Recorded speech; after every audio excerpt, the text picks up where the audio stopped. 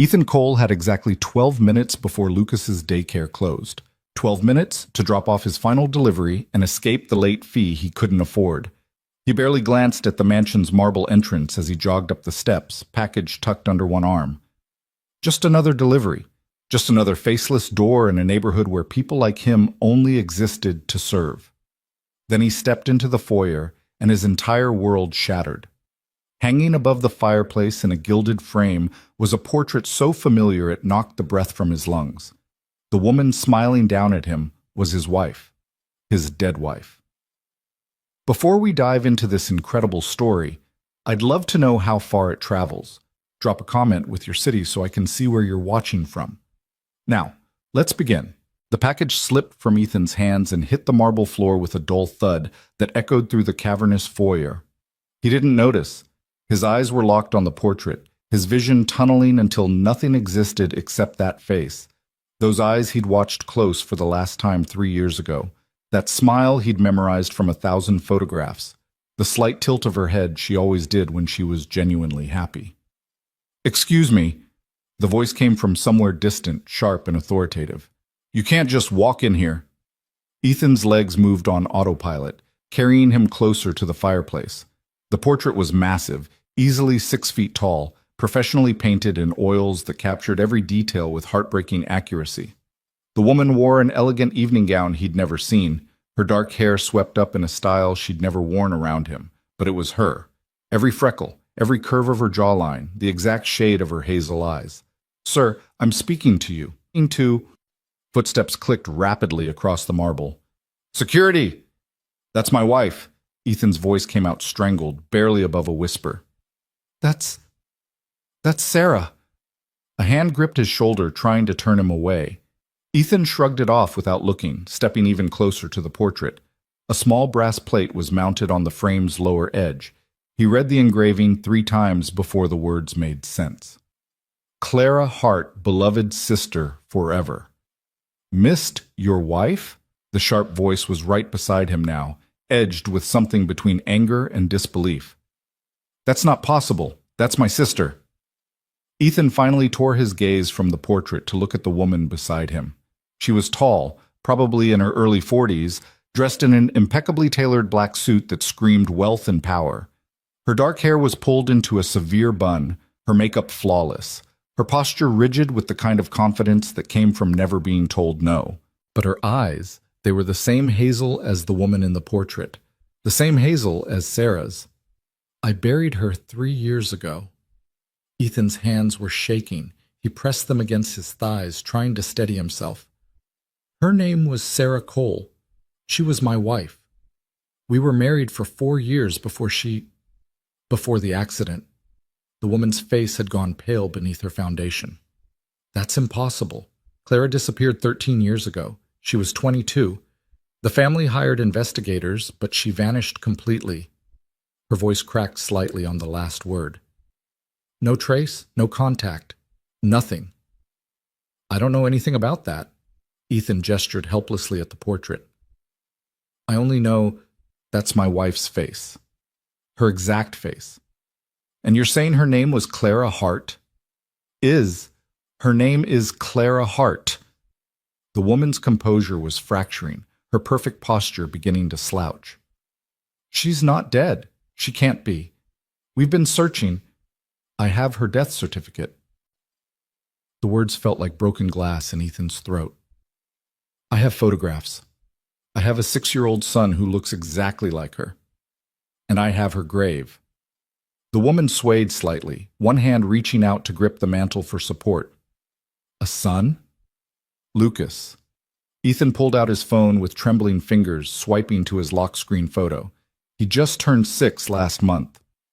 The photo showed Lucas grinning at the camera, missing his 2 front teeth, his hazel eyes bright with mischief. The woman stared at it for a long moment, her breath coming in shallow gasps. "He has her eyes," she whispered, "and her smile. Oh God, he has Clara's smile." 2 security guards appeared in the doorway, large men in dark suits with earpieces. The woman held up one hand without looking at them. "It's fine. Leave us." Her voice was steady despite the tears beginning to track down her cheeks. Close the doors. I don't want to be disturbed. The guards exchanged glances but obeyed, pulling the massive wooden doors shut behind them. The click of the latch echoed like a gunshot. My name is Vivian Hart. The woman's professional mask was completely gone now, replaced by raw grief and desperate hope. Clara was my younger sister. Our father is Jonathan Hart. You might have heard of him. Ethan had. Hart Industries was one of the largest tech conglomerates in the country, worth billions. The kind of company that made headlines when their stock ticked up or down a single point. Sarah never mentioned any family, Ethan said slowly. She told me she was alone, that she grew up in foster care, that she had no one. She lied. Vivian's voice was flat, matter of fact. Clara grew up in a mansion twice this size. Private schools, trust funds, everything money could buy. She walked to a side table and poured herself 2 fingers of whiskey from a crystal decanter, not bothering to offer Ethan any. She also grew up in a cage. What do you mean? Vivian took a long drink before answering. Our father is brilliant and ruthless and utterly convinced he knows what's best for everyone. Clara was groomed from birth to marry well, to strengthen the family's business connections, to be a perfect Hart daughter. She laughed, a bitter sound. I played along. I went to Harvard Business School, joined the company, became Daddy's perfect successor. But Clara, she rebelled, Ethan finished quietly. She fought him on everything. Her clothes, her friends, her major in college.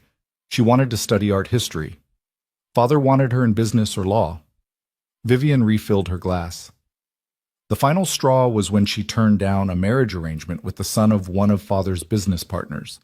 She was 22. Father threatened to cut her off, to remove her from the will.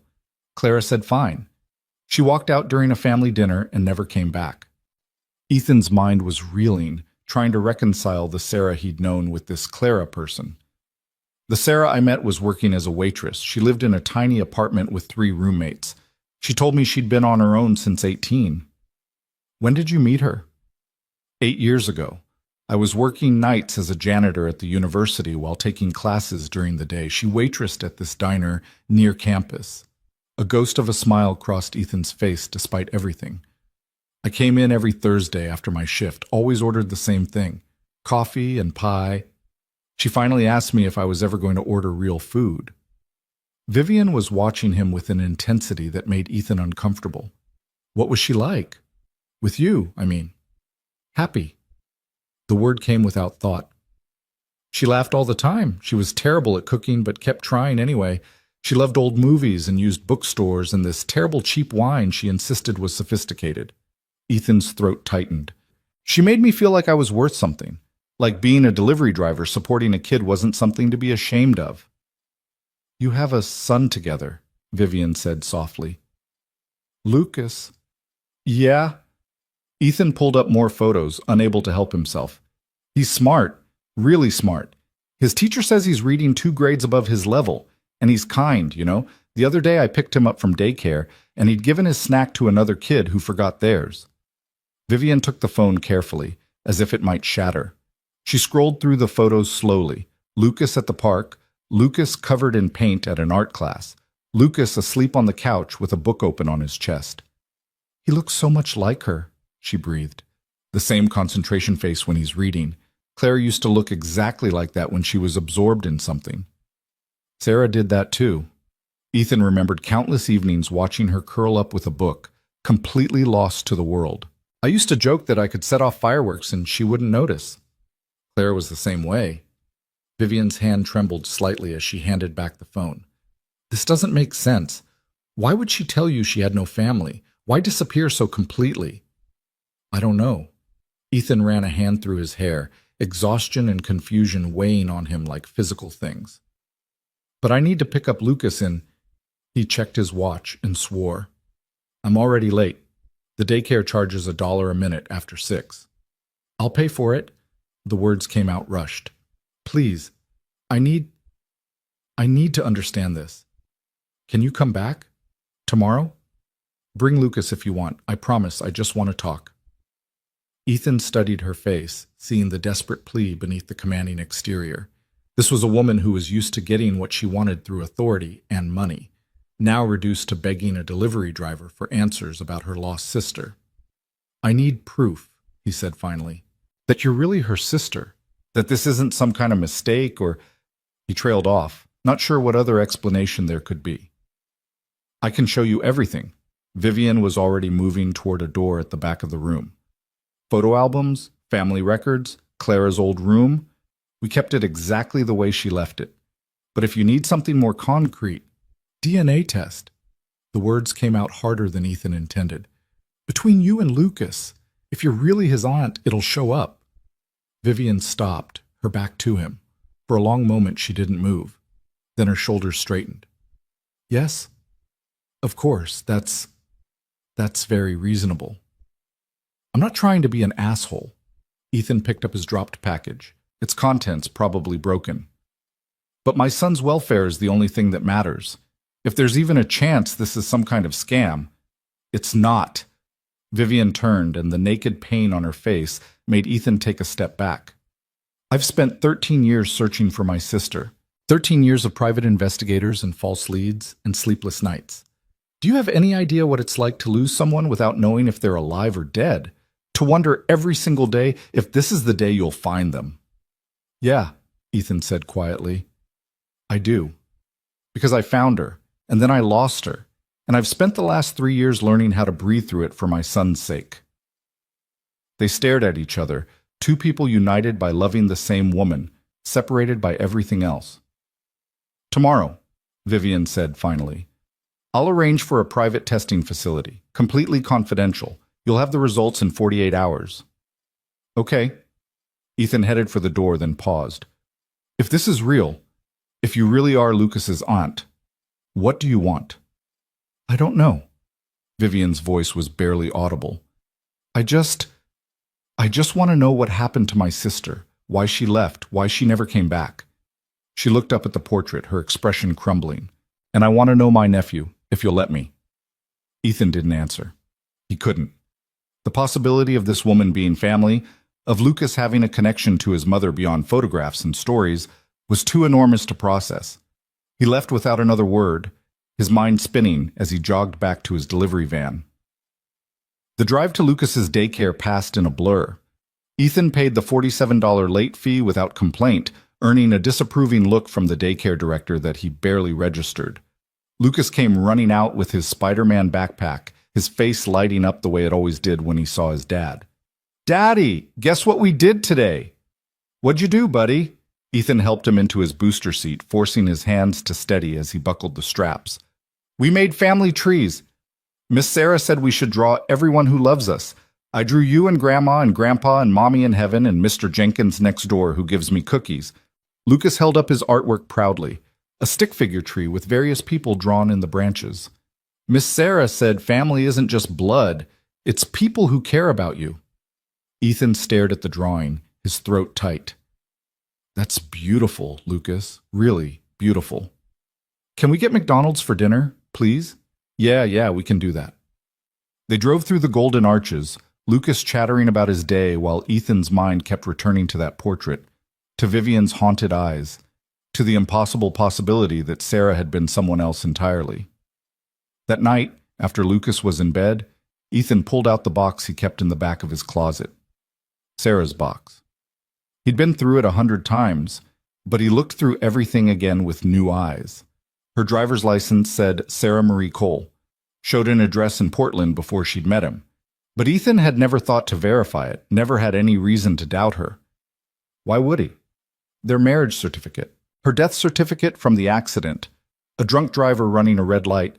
She'd died instantly, the police said. At least she hadn't suffered. The hospital bills that had bankrupted him, even with insurance. Lucas's birth certificate, listing Sarah Marie Cole as his mother.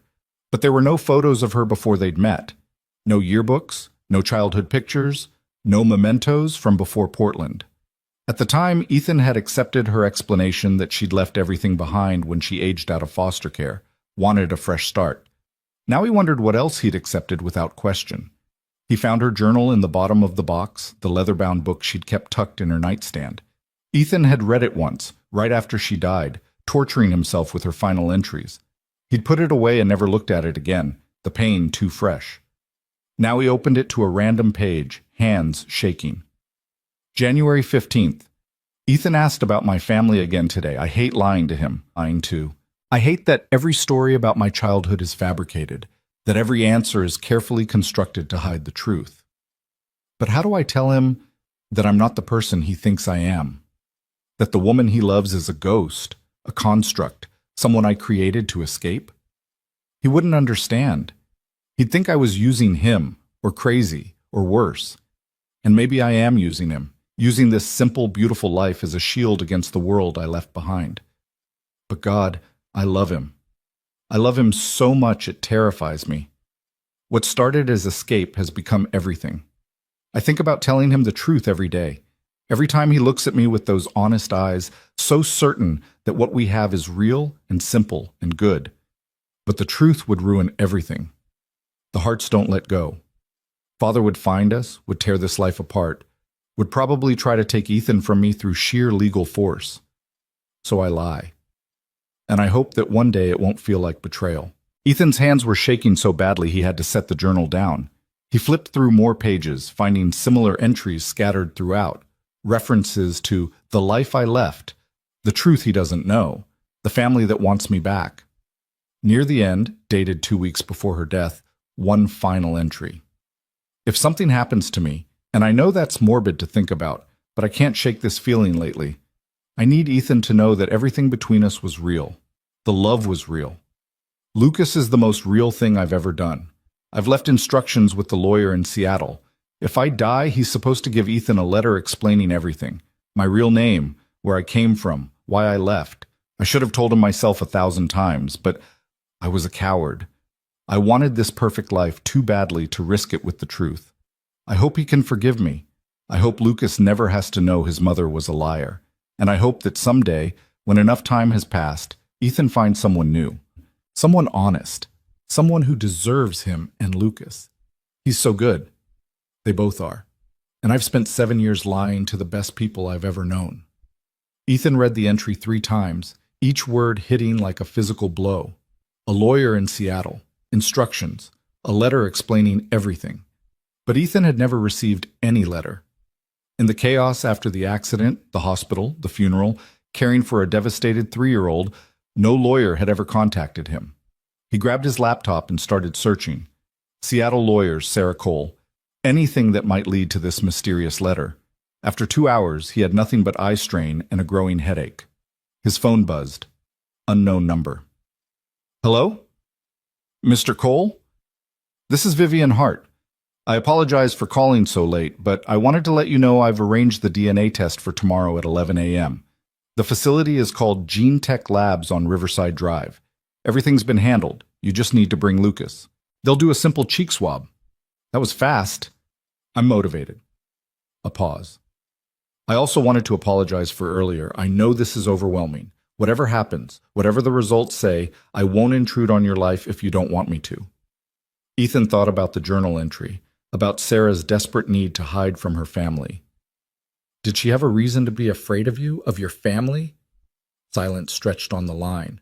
Finally, Vivian spoke, her voice careful. Clara had reasons to run.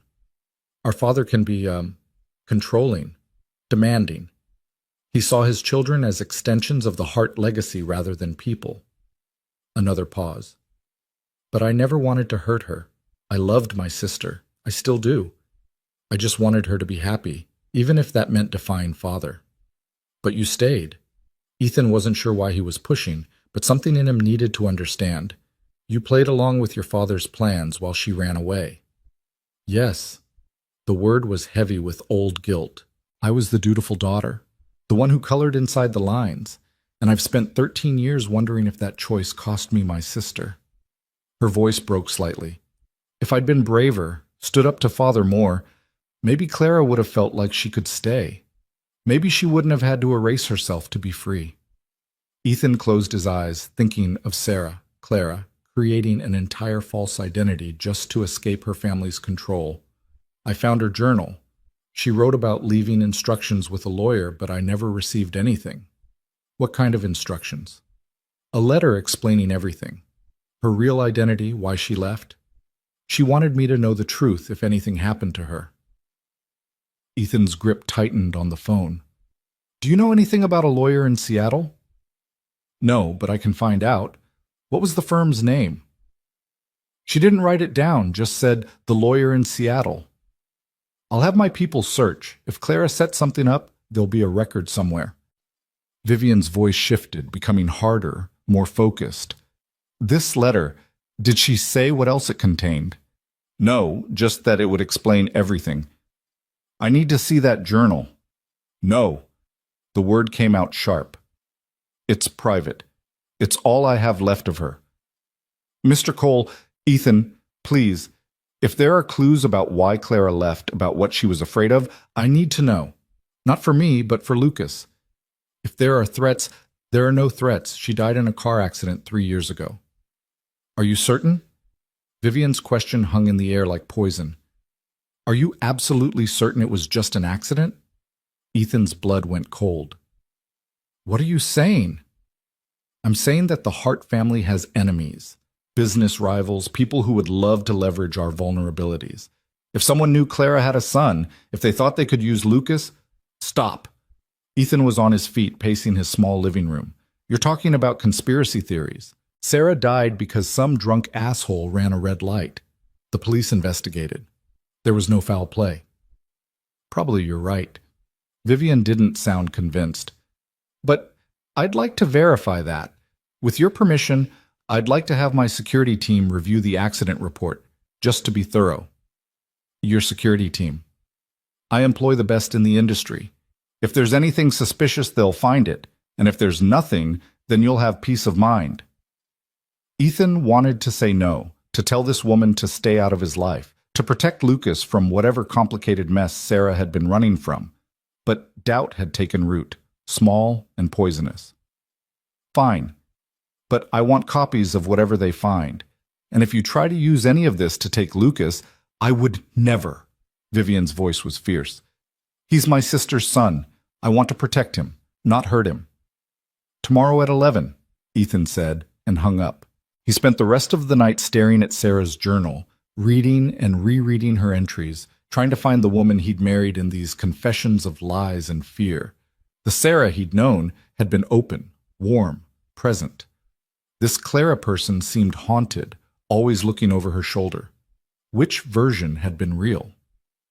The next morning, Ethan called in sick to work and took Lucas to the testing facility.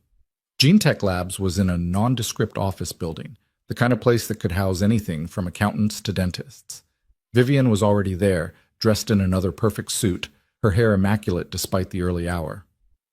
Lucas, Ethan said, kneeling to his son's level, this is Miss Vivian. She might be your aunt, your mommy's sister. We're doing a test to find out for sure.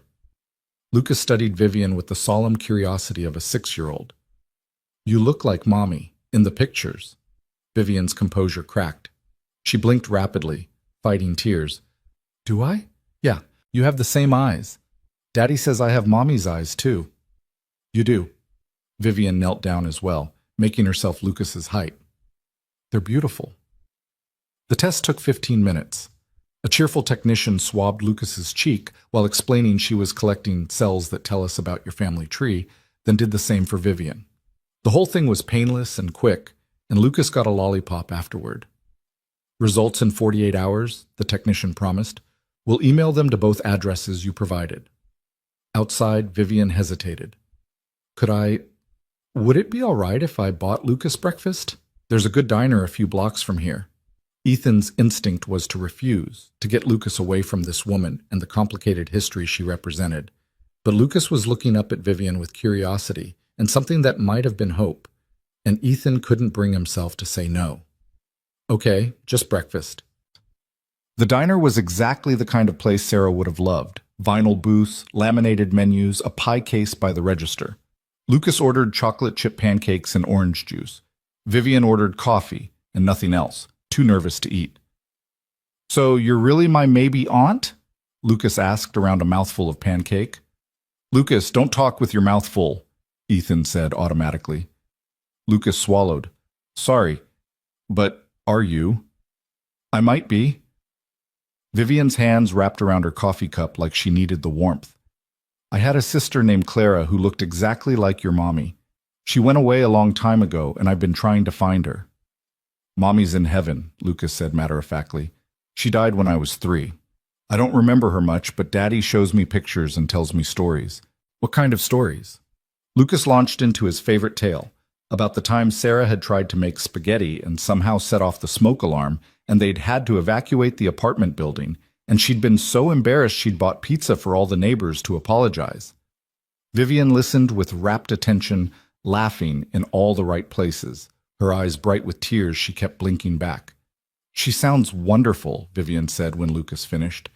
Terrible at cooking, but wonderful. She was. Ethan heard his own voice go rough. She really was. Vivian pulled out her phone, hesitating before turning it toward Lucas. Can I show you something? The screen displayed a photo of 2 young girls, maybe 8 and 6, dressed in matching white dresses. They were standing in front of a massive Christmas tree, both grinning at the camera. The younger girl had her arm around the older one's waist. That's me and Clara, Vivian said softly. This was taken about 30 years ago.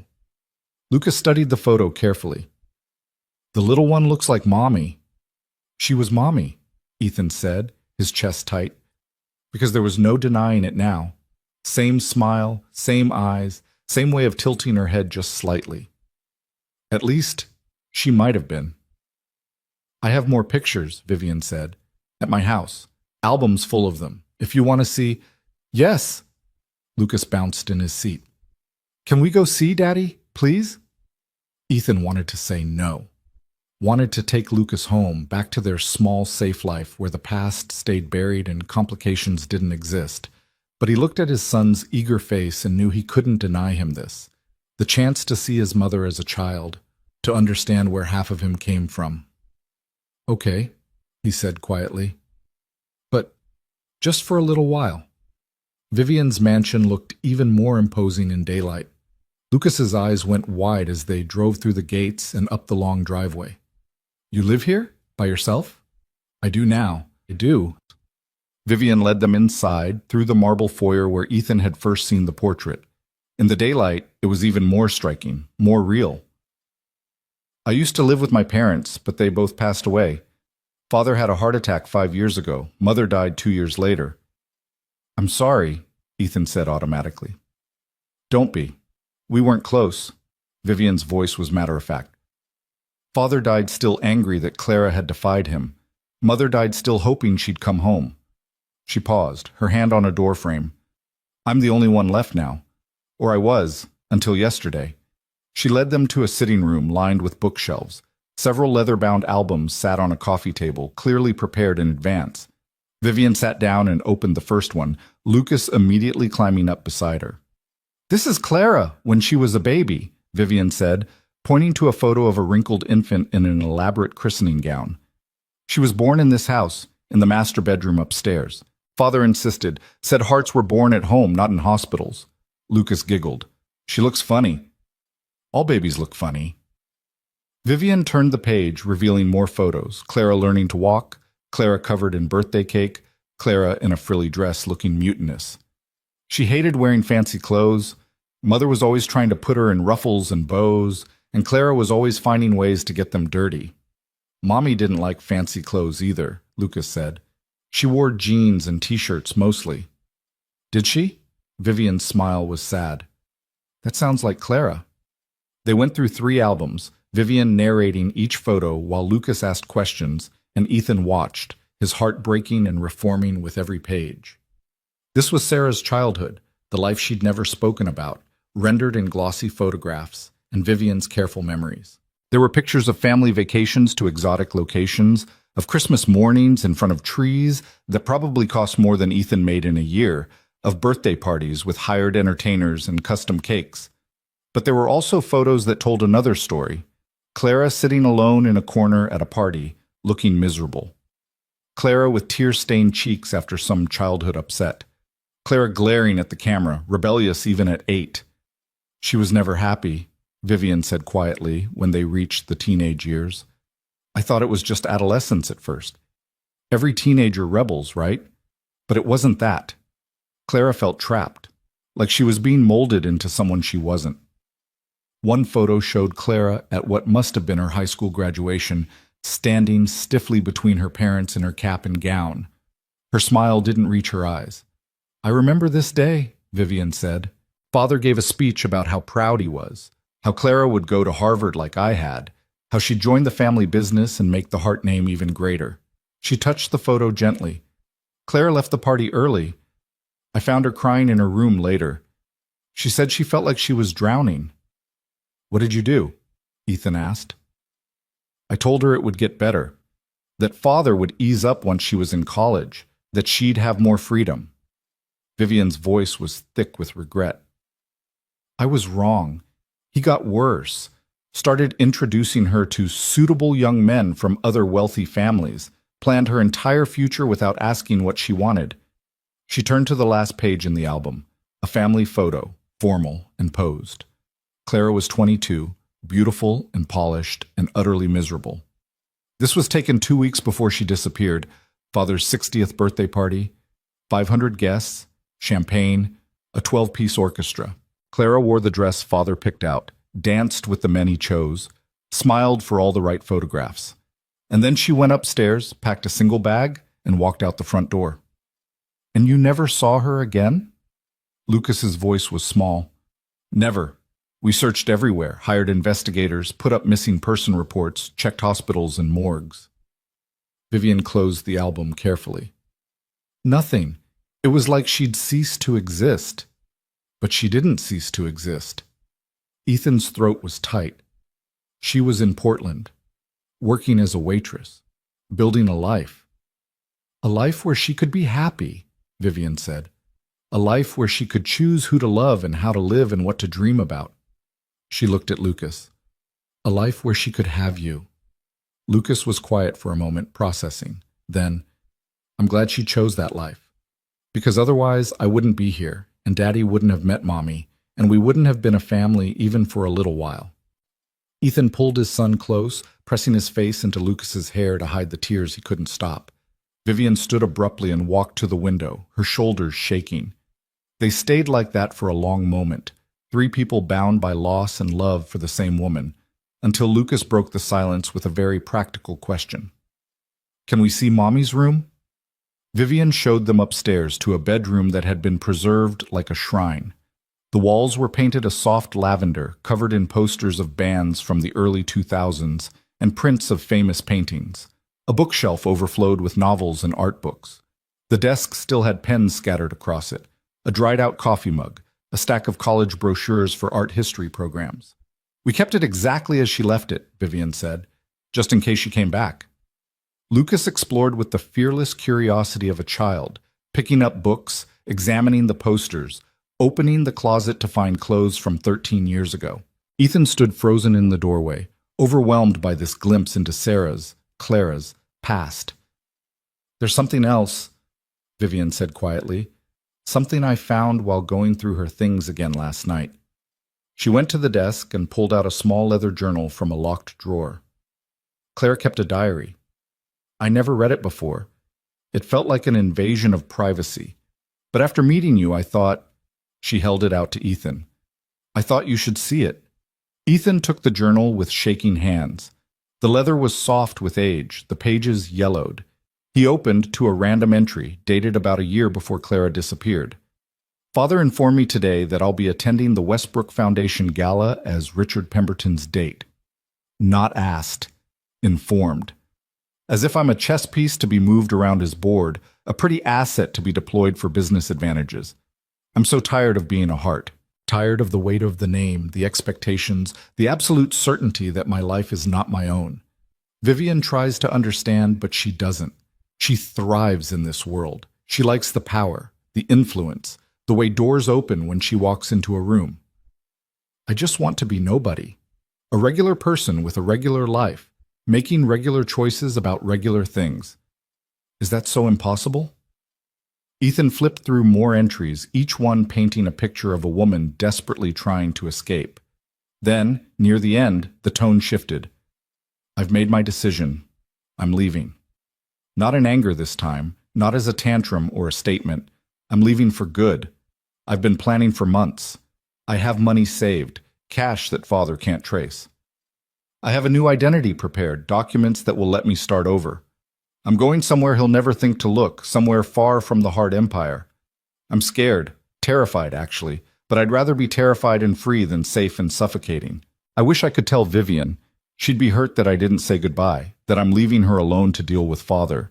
But if I tell her, she'll try to talk me out of it. Or worse, father will use her to find me. This has to be a clean break. If I'm lucky, I'll build a real life. Meet real people who see me, not the heart name. Maybe even fall in love. Real love. Not the arranged kind father's been pushing. If I'm unlucky, I'll fail and have to come crawling back. But at least I'll have tried. This is the last entry I'll make in this journal. Clara Hart ends here. Tomorrow, I become someone new. The rest of the pages were blank. She was so brave, Vivian said quietly. Walking away from everything like that. She was running, Ethan corrected, his voice rough. Running from a life she couldn't bear. And she found you. Vivian's eyes were wet. She found you and Lucas and happiness and everything she'd been searching for. For 7 years, Ethan closed the journal carefully, and then some drunk driver took it all away. Lucas had found a small music box on Clara's dresser and was watching a tiny ballerina twirl to a delicate melody. The sound was haunting, childish, and sad at the same time. I'm starting to understand why she never told me, Ethan said. About her real family, her real past. She was protecting this life she'd built. If your father had found out, he would have destroyed everything, Vivian finished. Legally, financially, emotionally. Father didn't accept defeat. If he'd known Clara had married and had a child, he would have seen it as theft. His daughter, his legacy, stolen by someone unworthy. Someone like me, Ethan said flatly. A delivery driver with no college degree and no prospects. I didn't mean, yeah, you did. And you're right. Ethan looked around the expensive room, thought about his one-bedroom apartment where Lucas slept on a pull-out couch. I was exactly the kind of person your father would have despised. Sarah, Clara, she must have known that. She was protecting me, too. Lucas closed the music box and came to stand beside his father. Daddy, why does everyone seem so sad here? Ethan picked up his son, even though Lucas was really getting too big for it. Because we're all missing the same person, buddy. Your mom. But she's not really missing anymore, right? Lucas looked between Ethan and Vivian with that peculiar clarity children sometimes have. Because now we know where she was and what happened. We found her. Yeah, Ethan said softly. I guess we did. His phone buzzed in his pocket, a text from an unknown number. Ethan pulled it out one-handed, Lucas still in his arms. The message was simple. Gene Tech Labs. Your results are ready early. Please contact us to retrieve them. Ethan showed the text to Vivian. Her face went pale. Already? They said 48 hours. Apparently not. Ethan's heart was pounding. Do you want to go get them together? Vivian looked at him for a long moment, and Ethan saw real fear in her eyes. Fear that the results would be negative, that this connection to her lost sister would evaporate, but also fear that they'd be positive, that everything was about to change in ways neither of them could control. Yes, she said finally. Together. They drove separately to Gene Tech Labs, Lucas chattering in the backseat of Ethan's van about the big house and all the pictures and how nice maybe Aunt Vivian seemed. Ethan's hands gripped the steering wheel too tightly, his mind spinning through possibilities. The technician who greeted them was the same cheerful woman from before, but her expression was more serious now. She led them to a private office and handed each of them a sealed envelope. The results are conclusive, she said. I'll leave you to review them in private. After she left, Ethan and Vivian sat across from each other at a small conference table, the envelopes between them like unexploded bombs. You open it, Vivian whispered. I can't. Ethan's hands shook as he tore open the envelope, pulled out the single sheet of paper, and read the words that would change everything. Probability of relationship, 99.9%. Vivian Hart, Warshon, and Lucas Cole share sufficient genetic markers to confirm an avuncular relationship. Vivian Hart is the biological aunt of Lucas Cole with greater than 99% certainty. The paper slipped from Ethan's fingers. She was telling the truth, he heard himself say from very far away. Sarah was really Clara, your sister. Lucas's... He couldn't finish the sentence. Vivian grabbed the paper with shaking hands, reading and rereading the results. A sound escaped her that was half laugh, half sob. I have a nephew, she said, her voice breaking. Clara had a son, and I have a nephew. She looked up at Ethan, tears streaming down her face, and for the first time since this began, she looked genuinely, completely happy, and terrified, and heartbroken. All at once. Lucas, who had been playing a game on Ethan's phone, looked up at the crying adults with concern. Did something bad happen? Nobody. Ethan pulled Lucas onto his lap, holding him tightly.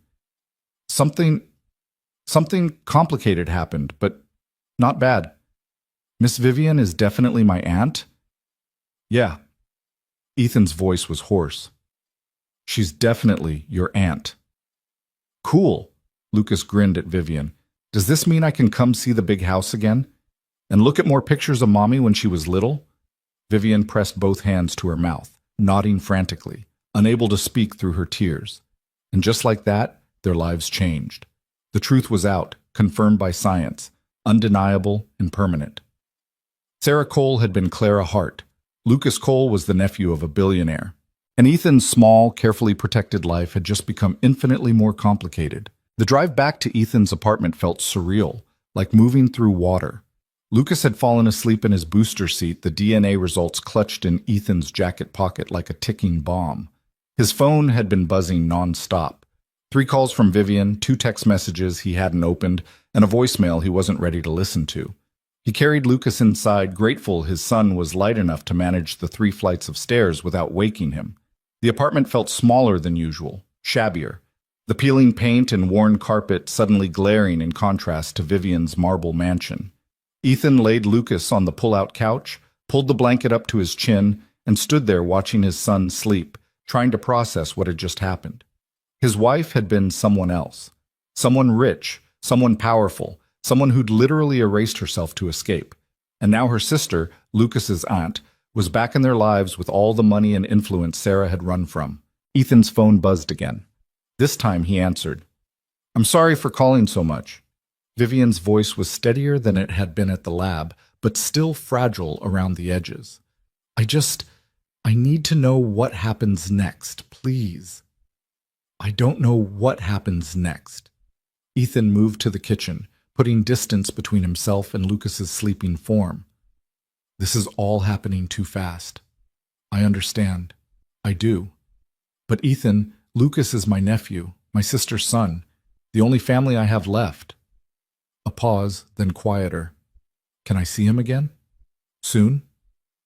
Every instinct in Ethan screamed to say no, to protect Lucas from the complications this woman represented. But he heard the desperation in her voice, recognized it because he'd felt it himself every time he looked at Lucas and saw Sarah's eyes staring back. Saturday, he said finally. You can come over Saturday afternoon, not to the mansion, here. I want Lucas on home turf. Of course, whatever you're comfortable with.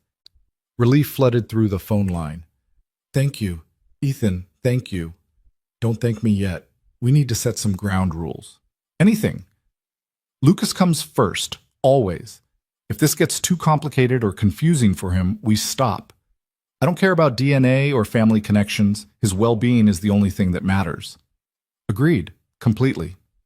And you don't tell him about the money, about who his mother really was, about the Hart family empire. None of it. Not yet. He's 6. He doesn't need to know his mother was a billionaire heiress who faked her own identity. Vivian was quiet for a moment. For how long? I don't know, until I figure out how to explain it without making his mother sound like a liar. She wasn't a liar. Vivian's voice turned fierce. She was a survivor. She did what she had to do to be free. She lied to me for 7 years. The words came out harsher than Ethan intended. About everything. Her name, her past, her family. Every story about her childhood was fabricated. Every time I asked about her parents, about growing up, she looked me in the eye and lied. to protect you, or to protect herself. Ethan rubbed his eyes, exhaustion weighing on him. I loved her. God, I loved her so much, but I'm starting to realize I didn't actually know her at all. You knew the parts that mattered. Vivian's voice softened. The Clara I knew was controlled, miserable, trapped. The Sarah you described sounds happy, free. That was real, Ethan. The life she built with you was the most honest thing she ever did. Ethan wanted to believe that, needed to believe it, but doubt had taken root, and every memory of Sarah now came with a shadow of uncertainty. Saturday, he repeated. 2:00. And Vivian? Come alone. No assistance, no security, no reminders of who you are. I'll be there. After she hung up, Ethan pulled out Sarah's journal again, the one from his closet, and read through it with new understanding. Every vague reference to the life before, every careful omission, every deflection, it all made sense now. She'd been terrified of being found, of her carefully constructed world collapsing. Near the middle of the journal, he found an entry he'd skimmed over before, but now read with painful attention. Lucas asked about grandparents today. He's getting old enough to notice that other kids have them, and he doesn't. I told him the story I always tell, that my parents died when I was young, that I don't have any family left. The lie comes so easily now, I barely have to think about it. But God, it hurt. Because somewhere in Connecticut, my mother is probably still lighting a candle for me every Sunday, hoping I'll come home. And Vivian is probably running herself into the ground trying to fill the hole I left in Father's empire. I wonder if they hate me. I wonder if they've given up. Part of me hopes they have. It would be easier than knowing they're still searching, still hurting because of my choices. But I can't go back. I won't. This life with Ethan and Lucas is mine. Really, truly mine. No one else's expectations, no one else's plans, just us. Ethan closed the journal and sat in the dark kitchen, listening to Lucas's quiet breathing from the other room. Sarah had chosen this life, chosen him, chosen their simple existence over billions of dollars and power. That should have felt like a compliment, like proof of love. Instead, it felt like evidence of how desperate she'd been to escape. His phone lit up with a text from an unknown number. Against his better judgment, he opened it. The message was from Vivian. I found something, Claire's lawyer in Seattle. His name is Richard Chen. He still has her file. Can I give him your number? Ethan's heart started pounding. The letter. Sarah's explanation of everything, sitting in some lawyer's office for 3 years. He texted back. Yes. Tell him to call me tomorrow. The response came immediately. He'll call at 9 a.m. And Ethan? Whatever the letter says, whatever Clara wrote, she loved you. I can tell from how you talk about her, how you've raised Lucas. She loved you. Ethan didn't respond. He sat in the dark until exhaustion finally pulled him to bed, where he dreamed of Sarah wearing elegant gowns and running through marble hallways, always just out of reach. The next morning, Lucas woke up full of questions about Aunt Vivian and the big house and when they could go back. Ethan made pancakes, badly, because he'd never gotten the hang of cooking, and tried to answer without revealing too much. So Mommy was Aunt Vivian's sister? Lucas doused his pancakes in syrup. But Mommy said she didn't have a sister. Mommy was complicated. Sometimes grown-ups keep secrets for reasons that make sense to them, even if those reasons are hard for other people to understand. Like when I hid the broken vase and said the cat did it. Not exactly like that, buddy. But Mommy didn't tell the truth about having a sister. That's like hiding something, right? Ethan sighed. 6-year-olds were too perceptive for their own good.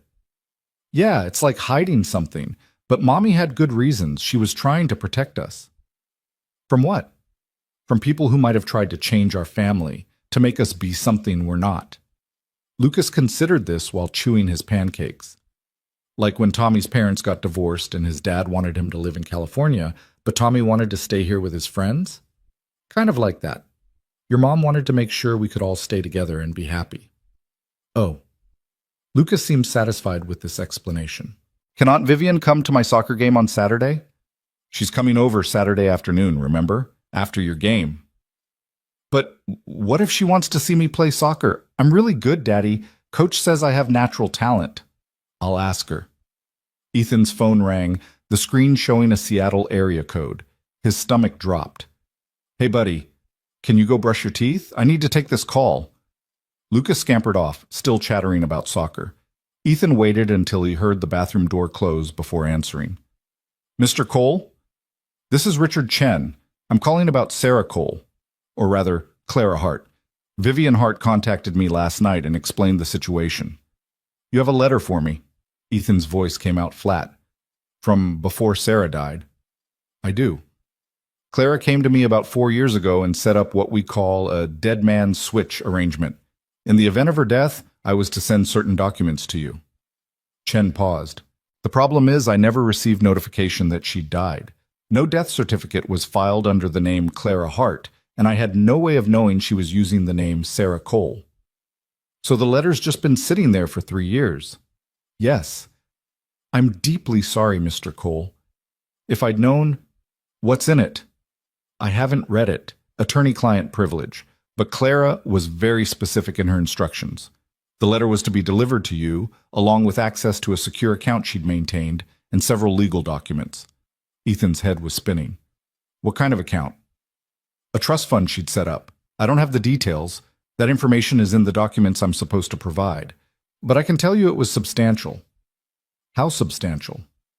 I believe the figure she mentioned was somewhere in the range of $5 million. The kitchen tilted. Ethan gripped the counter to steady himself. $5 million. Yes. She wanted to ensure you and her child would be taken care of if anything happened to her. Chen's voice was professionally gentle. Mr. Cole, I can overnight the letter and documents to you, or if you prefer, you're welcome to fly to Seattle and retrieve them in person. Send them. Ethan could barely get the words out. Overnight. I need to see what she wrote. Of course, I'll need your address. Ethan rattled it off mechanically, his mind stuck on the number. $5 million. Sarah, Clara, had hidden $5 million from him while he'd worked 60-hour weeks driving deliveries, while they'd scraped together rent, while he'd gone into debt paying her medical bills. The package will arrive tomorrow, Chen said. If you have any questions after reviewing the materials, please don't hesitate to contact me. Ethan hung up without saying goodbye. He stood in his cramped kitchen, surrounded by evidence of their struggle. The discount cereal, the worn linoleum, the refrigerator held together with duct tape, and felt something shift inside him. Not quite anger, not quite betrayal. Something colder and more confusing. Lucas emerged from the bathroom, toothpaste on his chin. Who was that? Just work stuff, buddy. Hey, how about we skip daycare today and go to the park? Really? On a Thursday? Really? Sometimes you need a mental health day. They spent the morning at the park, Lucas burning energy on the playground while Ethan sat on a bench and tried not to think about hidden millions and dead wives with secret identities. But his mind kept circling back to the same question. What else had Sarah kept from him? That evening, after Lucas was in bed, Ethan pulled out every document he had related to Sarah. Birth certificate? Fake. Social security card? Probably fake. Driver's license? Definitely fake. Their marriage certificate listed her as Sarah Marie Cole, born in Portland, parents deceased. All lies. Their entire marriage had been built on a foundation of fabricated documents and careful deception, and the worst part was, Ethan couldn't even be angry with her. She was dead. Anger required a target, and all he had was a ghost and a growing pile of revelations. His phone rang. Vivian again. Did the lawyer call? Yeah, he called. Ethan's voice was hollow. Did you know about the money? A pause. What money? Sarah, Clara, apparently set up a trust fund, $5 million. She just left it sitting there while we ate ramen for dinner and I worked double shifts. Oh, God. Vivian's shock sounded genuine. I had no idea. Clara's trust fund from father was frozen when she disappeared. He wanted to use it as leverage to force her back. But she must have had money saved from before, money he didn't know about. $5 million that could have changed our lives. Could have gotten Lucas into better schools, could have... Ethan cut himself off. Sorry. This isn't your problem. It is my problem. Lucas is my nephew, and you were Clara's husband. That makes it my problem. Vivian's voice turned careful. What are you going to do with the money? I don't know. I haven't even seen the letter yet. Maybe it'll explain why she never told me. He laughed bitterly. Maybe she was planning to surprise me on our 10th anniversary or something. The lawyer said there were documents. Yeah, coming tomorrow. Can I? Vivian hesitated. Would you let me be there when you read the letter? I know I don't have any right to ask, but Clara was my sister. If there are explanations, answers about why she left, fine. Ethan was too tired to argue. Come over tomorrow evening, after Lucas is asleep, 7 o'clock. Thank you. The next day crawled by. Ethan went through the motions, dropped Lucas at daycare, drove his delivery route, picked Lucas up, made dinner. But his mind was elsewhere. The package arrived at 4 p.m., a thick envelope with a Seattle return address. Ethan put it on the kitchen counter and stared at it like it might explode. Lucas noticed immediately. What's that? Just some papers, buddy. Boring adult stuff. Can we have spaghetti for dinner? The kind from the box, not the kind you try to make. Yeah, we can do that. At 6:30, Ethan put Lucas to bed early, claiming it was a special treat to watch a movie in his room. Lucas, always happy for extra screen time, didn't argue. By 7 o'clock, he was engrossed in a Disney movie, and Ethan was pacing the kitchen waiting for Vivian. She arrived exactly on time, dressed casually for once in jeans and a simple sweater. She looked younger without the business armor, more like the photos of Clara in the albums. Is that it? She nodded at the envelope on the counter. Yeah, I haven't opened it yet. Are you sure you want me here for this? Ethan wasn't sure of anything anymore, but he nodded. Let's just get it over with. He tore open the envelope. Inside were several documents clipped together, and beneath them, a sealed letter with his name written in Sarah's familiar handwriting. Just seeing her writing after 3 years made his chest tight. Vivian reached for the documents. May I? Ethan nodded, unable to speak, and opened the letter with shaking hands.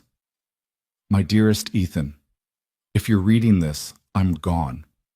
And God, I hope I'm wrong. I hope this letter sits in Richard Chen's office forever, collecting dust, because that means I got to grow old with you, that I got to see Lucas graduate high school, maybe college, that I got to be Sarah Cole until the day I died. But I've always known it was a possibility, that my past would catch up with me, or that random chance would take me away before I could explain. So here's the truth, all of it, even the parts that will make you hate me. My name is Clara Marie Hart. I was born into one of the wealthiest families in America. My father controlled a tech empire worth billions. My childhood was mansions and private schools and trust funds, and I was absolutely miserable. I won't bore you with the details. You can ask Vivian if you want the whole story. The short version is that I was a possession, not a person.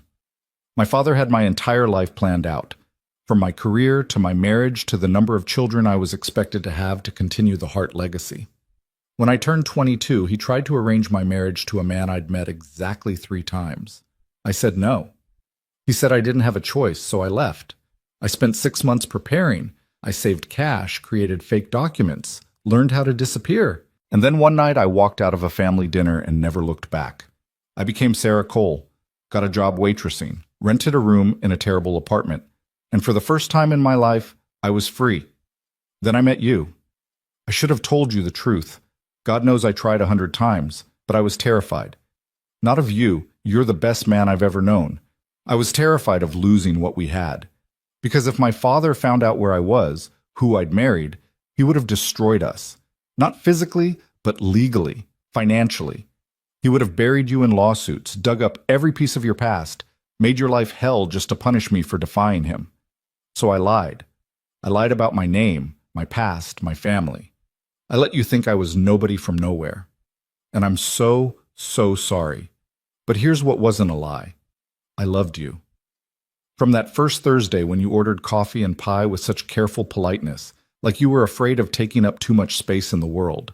I loved how you worked 2 jobs to put yourself through school. I loved how you talked about wanting to be better, do better, build a life that mattered. I loved that you saw me, just Sarah, just a woman who burned pasta and liked old movies and thought that was enough. You never needed me to be more impressive or more polished or more anything. You just needed me. Every moment we spent together was the most real thing I've ever experienced. Our wedding in that tiny courthouse, the apartment we could barely afford, finding out I was pregnant and crying with happiness in our bathroom, bringing Lucas home from the hospital and being terrified we'd break him. That was my real life, the only one that ever mattered. I set up the trust fund because I knew there was a chance something could happen to me. Car accident, random illness, who knows? And I couldn't stand the thought of you struggling, of Lucas going without, because I'd been selfish enough to hide my past. $5 million is yours now. It's not even a fraction of what the Hart family is worth, but it's enough to give Lucas every opportunity. Good schools, college without debt, a life where he doesn't have to work himself to exhaustion like you did. I've also included legal documents giving you full control over Lucas's inheritance from the Hart family. When my father dies, and he will eventually, Lucas is entitled to a portion of the estate as my direct descendant. Vivian will fight to make sure he gets it. She always tried to protect me, even when I pushed her away. Which brings me to my sister. Vivian and I were never close growing up. She was the golden child, and I was the rebel. But she never deserved to be caught in the middle of my war with father. If she's the one who found you, if she's the one helping you read this letter, please don't shut her out. She's good people, even if she's a Hart. If she wants to be part of Lucas's life, let her. He deserves to know where he came from, even if his mother was too much of a coward to tell him herself. I know this is a lot. I know you probably hate me right now, and you have every right to. But please, please don't let any of this change how you remember our time together. It was real. Lucas is real. The love was real. You gave me 7 years of genuine happiness. 7 years of being exactly who I wanted to be. No one else ever gave me that gift. I hope you can forgive me. I hope Lucas grows up understanding that sometimes people make complicated choices for simple reasons. And I hope that someday, when enough time has passed, you find someone new, someone honest and good, who deserves you. You're an incredible father and an incredible man. Don't let my secrets make you doubt that. All my love, forever, Clara P.S. There's one more thing in the safe deposit box at Seattle First National. The key and box number are in the documents. It's for Lucas, when he's old enough to understand. It's the truth about the Hart family, about me, about everything. But please, don't give it to him until he's ready. Some truths are too heavy for children. Ethan read the letter 3 times, tears streaming down his face. Across the table, Vivian was crying too, having read over his shoulder. She really loved you, Vivian whispered. The Clara I knew was never that vulnerable with anyone. She left a whole other set of documents. Ethan's voice was hoarse. For Lucas. For when he's older. That sounds like Clara. Always planning ahead. Vivian wiped her eyes. What are you going to do with the money? I don't know. Put it in trust for Lucas, probably. Use some for better schools. He looked at the documents, bank information, legal papers, the key to a safe deposit box.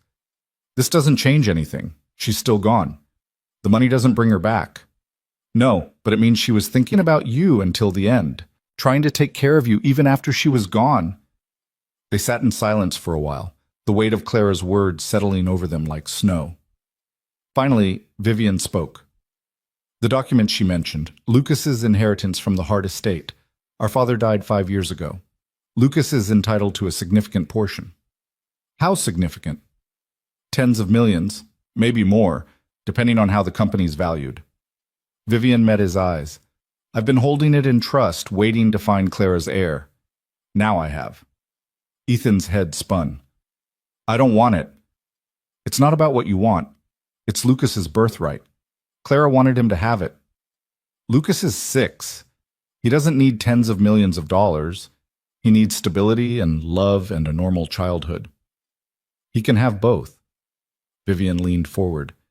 Ethan, I'm not trying to take over your life or turn Lucas into some trophy heir, but this money could give him opportunities. I don't want him corrupted by it. I don't want him growing up thinking money solves everything, that he's special because he was born into wealth. Is that what you think of me? Vivian's voice turned sharp. That I'm corrupted? That the money makes me less of a person? I think it made your sister run away and fake her own death to escape. The words came out harsher than Ethan intended. I think it turned your father into someone who saw his own daughter as a chess piece. And I think Lucas is better off without any of it. Vivian stood abruptly. You're making decisions based on fear. Clara ran from our father's control, not from money itself. There's a difference. Is there? Because from where I'm sitting, your whole family seems pretty messed up by wealth and power. And from where I'm sitting, you're letting pride stop you from accepting help that could change your son's life. Vivian's composure was cracking. Do you have any idea how hard it is to raise a child alone? I'm offering you resources, support, family. I've been doing fine on my own. Have you? Vivian gestured around the small apartment. Working yourself to exhaustion for rent you can barely afford? Worried about daycare fees? This doesn't have to be so hard, Ethan. Let me help. I don't need your help. But Lucas might. The words hung in the air between them. Clara wrote that letter 4 years ago before she died. She wanted you to use that money for Lucas. Are you really going to ignore her last wishes because you're too stubborn to accept help from a heart? Ethan wanted to argue, but she was right. This wasn't about him. It was about Lucas. About giving his son every advantage, every opportunity, the kind of opportunities Ethan had never had. I need time, he said finally, to process all of this. The letter, the money, everything. Of course. Vivian's voice softened. I'm sorry. I shouldn't have pushed. No, you're right. I am being stubborn. Ethan rubbed his face. This is just a lot. I know. Vivian gathered her purse. I should go, but Ethan, I'm still coming Saturday to see Lucas, if that's still okay. Yeah, Saturday, 2:00. After she left, Ethan sat alone with Clara's letter, reading it again and again until he had it memorized. She'd loved him. Despite the lies, despite the deception, she genuinely loved him. That should have been enough. But doubt gnawed at him. Had she loved him, or had she loved the escape he represented? Had Sarah Cole been real, or just another carefully constructed identity, as fake as the documents in Richard Chen's office? He didn't have answers. All he had was a 6-year-old son sleeping in the next room, $5 million he hadn't asked for, and a dead wife who'd turned out to be someone completely different from who he'd thought. Ethan folded the letter carefully and put it back in the envelope. Tomorrow he'd figure out what to do with the money, how to explain any of this to Lucas, how to navigate a relationship with Vivian Hart. Tomorrow he'd be strong and responsible and figure everything out. Tonight, he just let himself grieve. Not for Sarah Cole, who'd never really existed, but for Clara Hart, who'd been so desperate to escape that she'd erased herself. And for the 7 years of happiness she'd managed to steal before fate caught up with her. Saturday arrived with the kind of crisp autumn weather that made everything feel possible. Lucas was up before dawn, bouncing around the apartment in his soccer uniform, too excited about both his game and Aunt Vivian's visit to sit still for breakfast. Do you think she'll bring presents? Lucas asked for the 3rd time, shoveling cereal into his mouth. Tommy's aunt always brings presents when she visits. I don't know, buddy. And remember, we don't expect people to bring us things. Ethan poured himself another cup of coffee, his 3rd of the morning. He'd barely slept, Clara's letter playing on repeat in his mind. Aunt Vivian is coming to spend time with you. That's the gift. But maybe she'll bring something small, like a toy or a book. Maybe, we'll see. The soccer game was at 9, giving Ethan plenty of time to overthink Vivian's afternoon visit. He'd spent the previous evening cleaning the apartment with an intensity that bordered on obsessive, scrubbing the bathroom tile, organizing the kitchen cabinets, trying to make their small space look less shabby. It was futile. You couldn't polish poverty, but he'd tried anyway. At the soccer field, Lucas ran off to join his team while Ethan found a spot on the bleachers next to the other parents. Most of them he recognized by sight, but didn't really know. Working 60 hours a week didn't leave much time for playground friendships and coffee meetups. Your boy's got a good foot on him, the man next to Ethan commented as Lucas received a pass and sent it sailing toward the goal.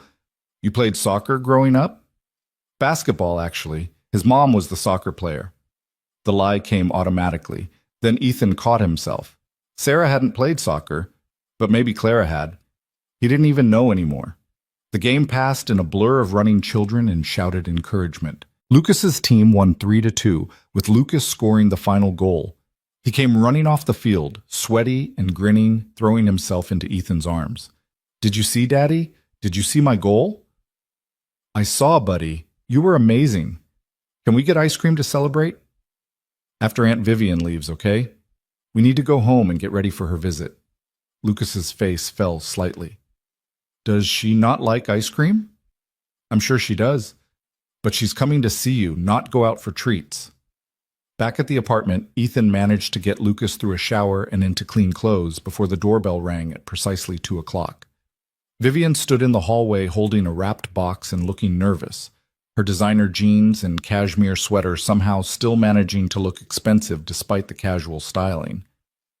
"I know you said no gifts," she said quickly, before Ethan could speak, "but I saw this and thought Lucas might like it. If it's inappropriate, I can take it back." Lucas was already at the door, eyes wide at the box. "Is that for me? If your dad says it's okay." Vivian looked at Ethan uncertainly. Ethan wanted to refuse on principle, to prove he couldn't be bought with expensive presents. But Lucas was looking at him with such hope that he couldn't bring himself to be the bad guy. "One gift is fine. Thank you." Lucas tore into the wrapping paper with 6-year-old enthusiasm, revealing a large illustrated book about space and astronomy. He opened it carefully, eyes growing wider as he turned the pages. "Look, Daddy, there's pictures of all the planets, and black holes, and this one shows what stars look like when they're born."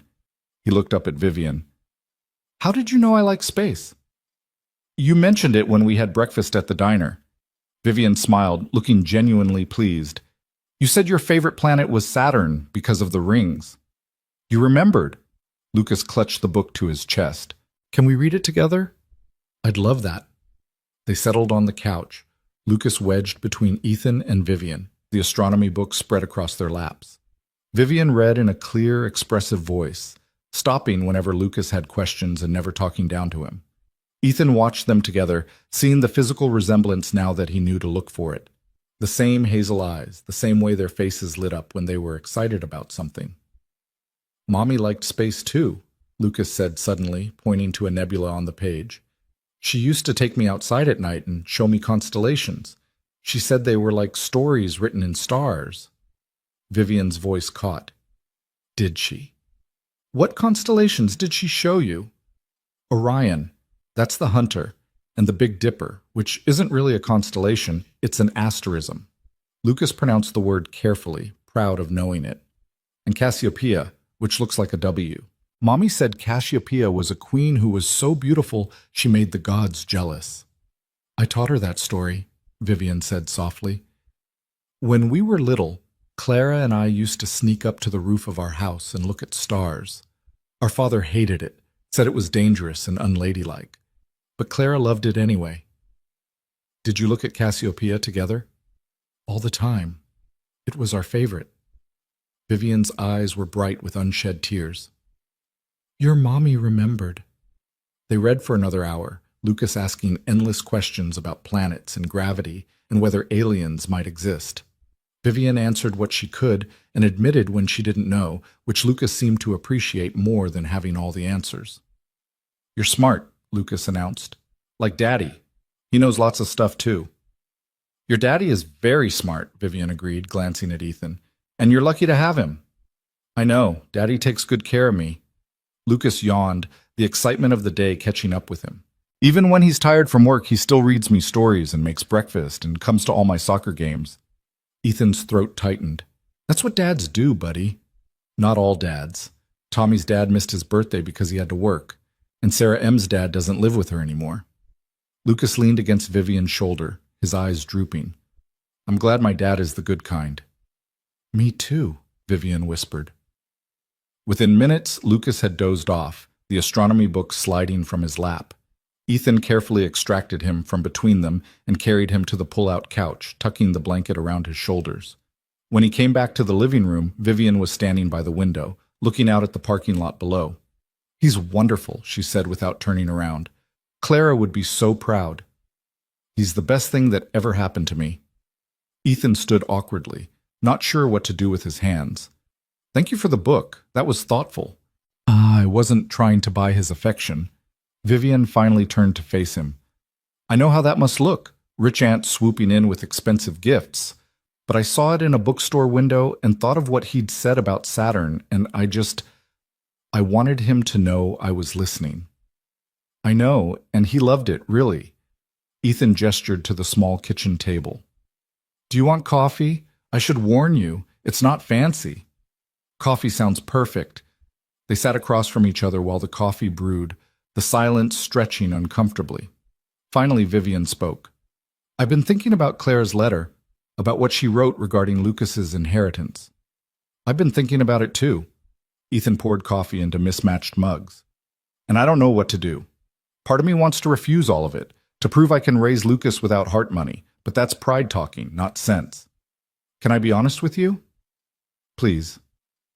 "I think you're looking at this wrong." Vivian wrapped her hands around her mug.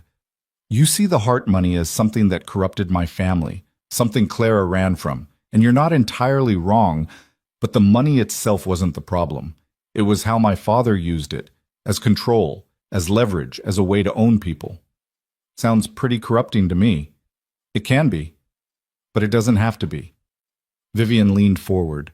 "Money is a tool. My father used it as a weapon. Clara used it to buy her freedom. You could use it to give Lucas opportunities, not to make him spoiled or entitled, but to open doors." "What kind of doors?" "Good schools where he'd be challenged, travel to see the world, art classes, music lessons, whatever interests he develops, college without debt." Vivian's voice was earnest. "The chance to pursue his dreams without worrying about money the way you had to." Ethan thought about his own childhood, about wearing the same 3 shirts to school because his parents couldn't afford more, about skipping meals to save money, about choosing a cheaper college because it was all he could manage even with loans. "I don't want him to be soft," he said. "I want him to understand the value of work, of earning things." "Then teach him that. Set boundaries, give him chores, make him understand that privilege comes with responsibility." Vivian's eyes were intense. "But don't make him struggle just because you did. That's not character building, Ethan. That's just needless hardship." "You sound like you've thought about this a lot." "I have. Because when Clara disappeared, I inherited everything she left behind. Her trust fund, her share of the company, all of it. And I spent years wondering if I should give it away, if keeping it made me complicit in our father's sins." She took a sip of coffee. "But then I realized that money could do good if I used it right. So I donate to causes Clara would have cared about. I fund scholarships for kids who want to study art. I try to be the kind of person she would have been proud of." "And you think I should do the same? Use Clara's money to honor her memory?" "I think you should use it to give Lucas the life Clara wanted him to have. Not a life of excess or entitlement, but a life of possibility." Vivian set down her mug. "And I think you should let me be part of that. Not as someone trying to take over or control things, but as family. As someone who loved Clara and wants to love her son." The word hung between them. Family. It was such a loaded concept. More complicated than DNA. More fraught than simple affection. "What does that look like?" Ethan asked. "You being part of Lucas's life?" "I don't know. We'd figure it out together." Vivian's voice was tentative. "Maybe I come to his soccer games sometimes. Maybe we have dinner once a month. Maybe when he's older I can tell him stories about Clara that you don't know, about her childhood, her dreams, the person she was before she became Sarah. He'll have questions about why his mother left, why she lied, why she never told us about her family. Then we answer them honestly, age-appropriately, but honestly." Vivian met his eyes. Kids are more resilient than we give them credit for, and they can handle complicated truths better than adults sometimes. Ethan thought about the safe deposit box in Seattle, about whatever documents Clara had left for Lucas when he was older. She left something for him. Explanations, I think, about the Hart family and why she left. She said to give it to him when he's ready. When do you think that will be? "I have no idea. 12? 16? 21? Ethan ran his hands through his hair. "How do you explain to a kid that his mother faked her identity and lied to everyone for 7 years? You start by explaining that she did it because she was brave enough to choose her own life, even when it was hard." Vivian's voice was firm. "You make sure he understands that Clara's lies weren't about him or you. They were about surviving a family that tried to cage her." "And what about your father, Lucas's grandfather? Do I tell him about the man who was so controlling that his own daughter had to disappear?" Vivian flinched. "My father was complicated. He built an empire from nothing, which I respect, but he never learned that people aren't assets to be managed, especially not his own children." She paused. When you do tell Lucas about him, I hope you'll also tell him that not all hearts are like that some of us learned from those mistakes. Are you including yourself in that? I'm trying to. Vivian's smile was sad. I spent so many years trying to be the perfect heart daughter, doing everything father wanted, thinking that if I was good enough, successful enough, he'd ease up on Clara. But it didn't work. It just made Clara feel more alone. She wrote about you in her journal, said you tried to protect her. Not well enough. The guilt in Vivian's voice was palpable. I should have fought harder, should have stood up to father, even if it meant losing everything. Maybe if I had, Clara wouldn't have felt like she needed to run. Or maybe she still would have. Some people are just built to rebel. Ethan thought about Sarah, Clara, with her fierce independence, her refusal to be owned. I don't think anything you did or didn't do would have changed who she was. Maybe, but I'll never know for sure. Vivian looked toward the couch where Lucas slept. Which is why I don't want to make the same mistakes with Lucas. I don't want to be the aunt who tries to control or manipulate or turn him into something he's not. I just want to be present, to be someone he can count on. That's all he needs, someone who shows up. Ethan's voice was rough. Someone who's there. They sat in comfortable silence for a while, the afternoon sun slanting through the windows. Finally, Ethan spoke. Okay? Okay? Okay, you can be part of his life, part of our lives. The words felt momentous, like opening a door he'd been keeping locked. But we do this slowly. We don't tell Lucas about the inheritance yet, or the Heart Empire, or any of it. We just let him know you as Aunt Vivian, who brings books and answers questions about stars. I can do that. Relief flooded Vivian's face. Thank you, Ethan. You have no idea what this means to me. I think I do. He looked at her, really looked, and saw the loneliness beneath the polished exterior. You lost your sister 13 years ago, and then you found out she'd been alive this whole time, building a life you never got to be part of. That has to hurt. It does. But finding Lucas, knowing that Clara was happy, that she had love and a family, that helps. Vivian's voice broke slightly. I spent so many years imagining the worst, that she was dead in a ditch somewhere, or living on the streets, or trapped in some terrible situation. Knowing she had 7 good years with you and Lucas, knowing she got to be a mother, that's more than I ever hoped for. Lucas stirred on the couch, blinking sleepily. Is Aunt Vivian still here? Still here, Vivian called back. Did you have a good nap? Yeah, Lucas sat up, his hair sticking up at odd angles. Can we read more of the space book? Actually, I have an idea. Vivian pulled out her phone. There's a planetarium about 30 minutes from here. They have a show at 4 o'clock about black holes. Would you like to go? Lucas's face lit up. Really? Can we, Daddy? Please? Ethan wanted to say no, to keep the boundaries clear, to not let Vivian sweep in and become the fun aunt with unlimited resources. But he looked at his son's eager face and Vivian's hopeful expression, and he couldn't find a good reason to refuse. Okay, but we're buying our own tickets. Deal. Vivian smiled, and for the first time since Ethan had met her, it reached her eyes. The planetarium was crowded with families, kids pressing their faces against displays of moon rocks and meteorites. Lucas was in heaven, dragging both adults from exhibit to exhibit, asking questions faster than they could answer them. In the darkened theater, when the dome overhead filled with stars, and the narrator began explaining the physics of black holes, Lucas reached out and grabbed both Ethan's hand and Vivian's, holding them tight. Ethan glanced over at Vivian in the darkness and saw tears streaming down her face. She mouthed, "Thank you," across Lucas's head, and Ethan nodded, his own throat too tight to speak. This was what Clara had wanted, he realized. Not the money or the inheritance or the connection to the Hart legacy. She'd wanted Lucas to be loved, to be surrounded by people who would show up for him, who would take him to planetariums and answer his questions and hold his hand in the dark. After the show, they got ice cream at a shop near the planetarium. Lucas ordered a cone with 3 scoops and rainbow sprinkles, talking non-stop about gravitational singularities and event horizons. Vivian listened with genuine interest, asking follow-up questions and admitting when she didn't understand something. "You're good with him," Ethan said quietly while Lucas was distracted by his ice cream. "He makes it easy. He's so curious and open and kind."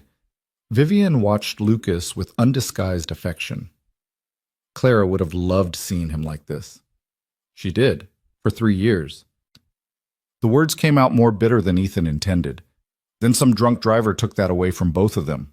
Vivian's expression shifted, becoming more guarded. About that, my security team finished reviewing the accident report. Ethan's stomach dropped. And it was exactly what the police said. A tragic accident. The other driver was 3 times over the legal limit, ran a red light, died on impact. There's no conspiracy, no foul play, nothing suspicious. She paused. I'm sorry I made you worry about that. I was being paranoid. No, I'm glad you checked. I needed to know for sure. Ethan felt a weight lift that he hadn't realized he'd been carrying. At least now I know it was just bad luck. Not someone from her past catching up with her. Just bad luck, Vivian repeated, but something in her tone made Ethan look at her more closely. What aren't you telling me? Nothing. It's just... She hesitated. The lawyer, Richard Chen. He said Clara came to see him 4 years ago to set up the trust and the letter. That was only a year before she died. So? So I'm wondering what prompted it. Why, after 3 years of living as Sarah Cole, did she suddenly decide to put her affairs in order? What made her think about death? She was pregnant with Lucas. People think about mortality when they're about to become parents. But even as Ethan said it, doubt crept in. Sarah had set up the trust when Lucas was 3, not before he was born. Maybe. Vivian didn't sound convinced. Or maybe something happened, something that made her worry her past was catching up with her. The accident report said, I know what it said, and I believe it. Vivian's voice was firm. I'm not suggesting anything sinister, Ethan. I'm just saying that Clara was scared of something 4 years ago, scared enough to plan for the worst. Lucas chose that moment to drop his ice cream cone, erupting into tears. The conversation was forgotten as they dealt with the crisis, buying a replacement cone and cleaning chocolate ice cream off his shirt. By the time they got back to the apartment, it was nearly 7, and Lucas was exhausted from the day's excitement. Can Aunt Vivian help put me to bed? He asked through a yawn. Ethan glanced at Vivian, who looked like she might cry again. If she wants to. I'd love to. They went through the bedtime routine together, pajamas, teeth brushing, the nightly negotiation over how many stories Lucas could have. Vivian read from the astronomy book she'd brought, her voice soft and soothing. Lucas was asleep before she finished the 2nd chapter. He looks so peaceful, Vivian whispered, standing over the sleeping child. So innocent. He is, and I want to keep him that way as long as possible. Ethan ushered her out of the room, leaving the door cracked, which is why we're not telling him about billions of dollars or corporate empires or any of that until he's old enough to handle it. I understand, and I agree. Vivian collected her purse, preparing to leave. Thank you for today, for letting me be part of this. It means everything. He likes you, and honestly, I think you're good for him. He needs people besides me. The admission was harder than Ethan expected. I've been so focused on protecting him that I forgot he needs more than just protection. He needs family. And you? Vivian paused at the door. What do you need? The question caught Ethan off guard. I need Lucas to be okay. That's all that matters. That's not what I asked. Her eyes were too perceptive. When's the last time you did something for yourself? Went on a date? Saw friends? Had a life that wasn't just work and parenting? I don't have time for that. Maybe you should make time. Clara wouldn't want you to spend the rest of your life alone, throwing everything into Lucas and ignoring your own needs. I'm fine. You're surviving. There's a difference. Vivian's voice was gentle. And before you tell me to mind my own business, remember that Clara wrote in her letter that she hoped you'd find someone new. She wanted you to be happy, Ethan. Not just functional, but actually happy. I'll work on that after Lucas is grown and out of the house. That's 17 years from now. That's a long time to put your life on hold. She touched his arm briefly. Just think about it, okay? After she left, Ethan stood in his quiet apartment, her words echoing in his head. When was the last time he'd thought about his own happiness? When was the last time he'd wanted anything beyond making sure Lucas had what he needed? He couldn't remember. That night, after Lucas was asleep, Ethan pulled out his laptop and did something he'd been avoiding. He looked up the Hart family online, reading articles about Jonathan Hart's business empire, about Vivian's rise to CEO, about Clara's mysterious disappearance that had never quite left the gossip columns. The photos shocked him. There were dozens of Clara at charity galas, at company events, at family gatherings. She always looked beautiful and miserable, her smile never reaching her eyes. And next to her in many of the photos was Vivian, polished and perfect, playing the role of dutiful daughter while her sister slowly suffocated. One article, published 6 months after Clara's disappearance, quoted Jonathan Hart. "My daughter made her choice. The Hart legacy will continue with or without her." Cold, dismissive. No wonder Clara had run. Another article, this one from 2 years ago when Jonathan Hart died, showed Vivian at the funeral. She stood alone at the grave, no family beside her, her face a mask of composure. The caption read, "Vivian Hart, sole heir to the Hart Empire, lays her father to rest. Her sister Clara remains missing, whereabouts unknown." Ethan stared at that photo for a long time, understanding for the first time how truly alone Vivian had been. She'd lost her sister, her mother, her father. She'd been running a billion-dollar company by herself, carrying the weight of the Hart legacy with no one to share the burden. And now she'd found Lucas, found family, and Ethan had almost turned her away because of his own pride and fear. His phone buzzed with a text from Vivian. "Thank you again for today. Lucas is a gift. Sleep well." Ethan typed back. "He had a great time. Thank you for the book and the planetarium. Same time next Saturday?" The response came almost immediately. "I'd love that." "Good night, Ethan." He set the phone down and returned to the articles, reading everything he could find about Clara's disappearance, about the Hart family history, about the world his son was technically heir to. It was overwhelming and alien, a universe of wealth and power that Ethan had never imagined being part of.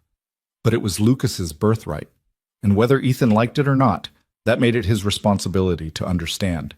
He stayed up until 2 in the morning, researching and reading, trying to reconcile the Sarah he'd known with the Clara who stared out from these photographs.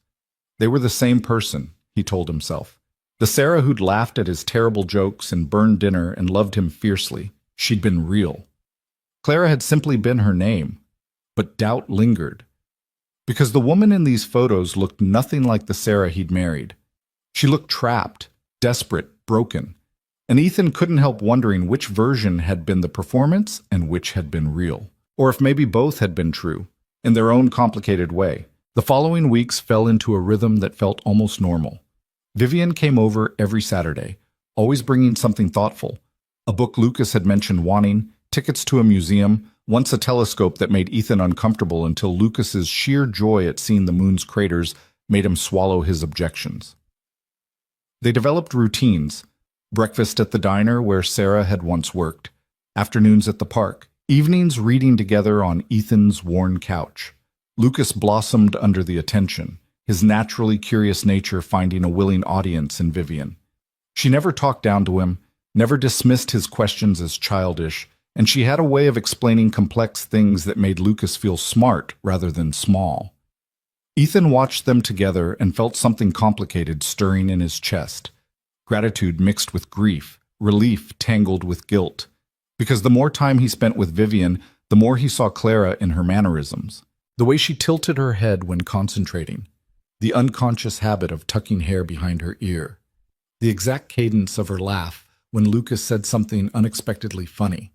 It was like living with a ghost, except the ghost was real, and sitting on his couch, helping his son with homework. It was the 5th Saturday of their new arrangement when things shifted. Lucas had fallen asleep early after a particularly exhausting day at a science museum, leaving Ethan and Vivian alone in the small living room with the awkwardness that sometimes descended when they weren't focusing on the child between them. "I've been thinking about the trust fund," Ethan said, breaking the silence. "Clara's $5 million. I want to set it up for Lucas's education and future, like she intended, but I'd like your help navigating the legal side." Vivian looked surprised. "Of course, I can connect you with my financial advisors. They're very good. I also want to start putting money aside for my own income. Even if it's not much, I need Lucas to see that I'm contributing, that I'm not just living off his mother's money. Ethan, you're raising him alone while working full-time. That's contributing more than any amount of money could. Maybe, but I need to feel like I'm pulling my weight. He ran his hands through his hair, a gesture he'd started making more often lately. It's hard, accepting that Clara, had all this wealth the whole time we were struggling. Part of me is grateful she set up the trust, but part of me is angry that she let us live paycheck to paycheck when she could have made everything easier. She was protecting you. Vivian's voice was gentle. If she'd used Hart money, my father could have traced it, could have found her. Your father's been dead for 5 years. She could have told me the truth after he died. Could she? Vivian leaned forward, her eyes intense. By that point, she'd been living as Sarah Cole for 8 years. The lie had become her reality. How do you suddenly tell your husband that everything he knows about you is false? Where do you even start that conversation? Ethan wanted to argue, but he couldn't, because Vivian was right. The longer Clara had maintained the deception, the harder it would have become to reveal the truth. Each passing year would have made the confession more impossible, the fear of losing everything more paralyzing. I just wish she'd trusted me, he said quietly. I would have understood. I would have kept her secret. I'm sure she knew that intellectually, but fear doesn't respond to logic. Vivian's voice carried the weight of experience. I watched Clara live in fear of our father for 22 years. That kind of terror doesn't just disappear because the threat is gone. It becomes part of who you are. They sat in silence for a moment, the shared grief for the same woman creating a strange intimacy between them. Ethan was suddenly aware of how close Vivian was sitting, how her perfume, something subtle and expensive, filled the small space between them. Can I ask you something personal? Vivian's voice was hesitant. Sure. Do you ever think about dating again? It's been 3 years since Clara died. That's a long time to be alone. The question made Ethan uncomfortable. I'm not alone. I have Lucas. That's not the same thing, and you know it. Her eyes searched his face. Don't you miss having a partner? Someone to talk to at the end of the day? Someone to share things with? I barely have time to sleep, much less date. Between work and Lucas and now these Saturday visits, my schedule's pretty full. That's an excuse, not a reason. Maybe I don't want to date. The words came out sharper than intended. Maybe I'm fine with my life the way it is. Are you? Or are you just afraid of moving on because it feels like betrayal? Ethan stood abruptly, needing space. I think we should call it a night. Vivian rose as well, her expression apologetic. I'm sorry. I shouldn't have pushed. It's none of my business. No, it's not. But even as he said it, Ethan knew he was being unfair. She'd asked a legitimate question, one he'd been avoiding asking himself. At the door, Vivian paused. For what it's worth, I understand the guilt. I haven't dated anyone seriously since Clara disappeared. It felt wrong somehow, like I was living a life she couldn't have. That's different, is it? She met his eyes, and Ethan saw something there he'd been deliberately ignoring. We're both stuck, Ethan. Both of us holding on to someone who's gone, using that grief as an excuse not to move forward. After she left, Ethan poured himself a drink, whiskey from the cheap bottle he kept in the back of a cabinet, and tried not to think about what she'd said. But her words echoed in his head, mixing with Clara's letter, with the loneliness that sometimes hit him late at night when Lucas was asleep and the apartment felt too quiet. He missed having someone. Missed the simple comfort of another person in bed beside him, of shared morning coffee, of having someone who cared about his day.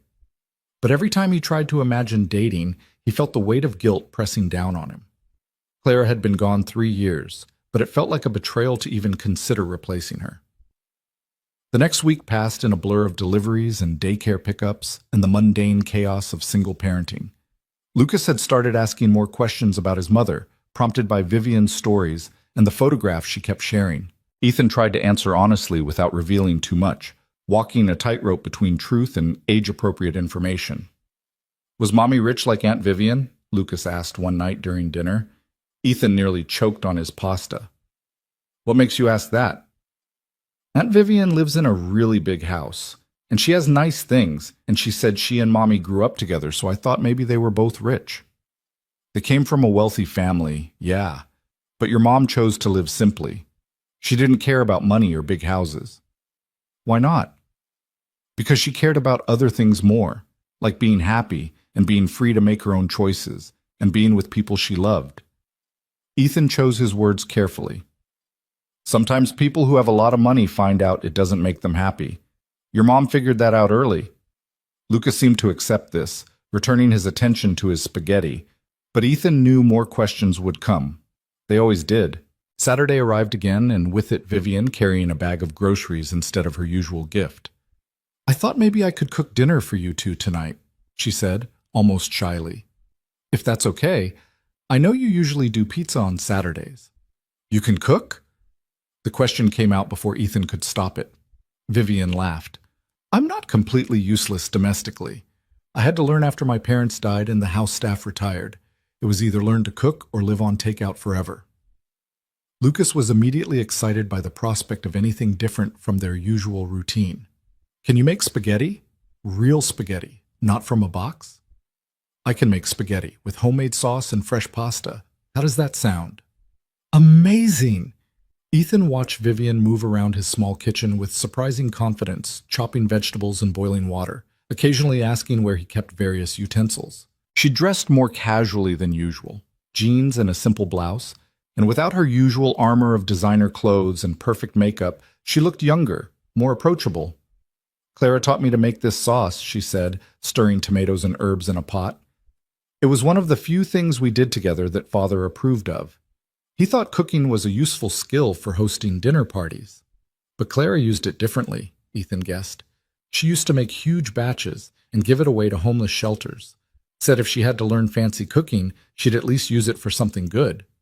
Vivian's smile was sad. Father never found out. He would have been furious. Hearts don't associate with charity cases, only prestigious foundations. Lucas was sitting at the kitchen table, supposedly doing homework, but actually watching Vivian cook with rapt attention.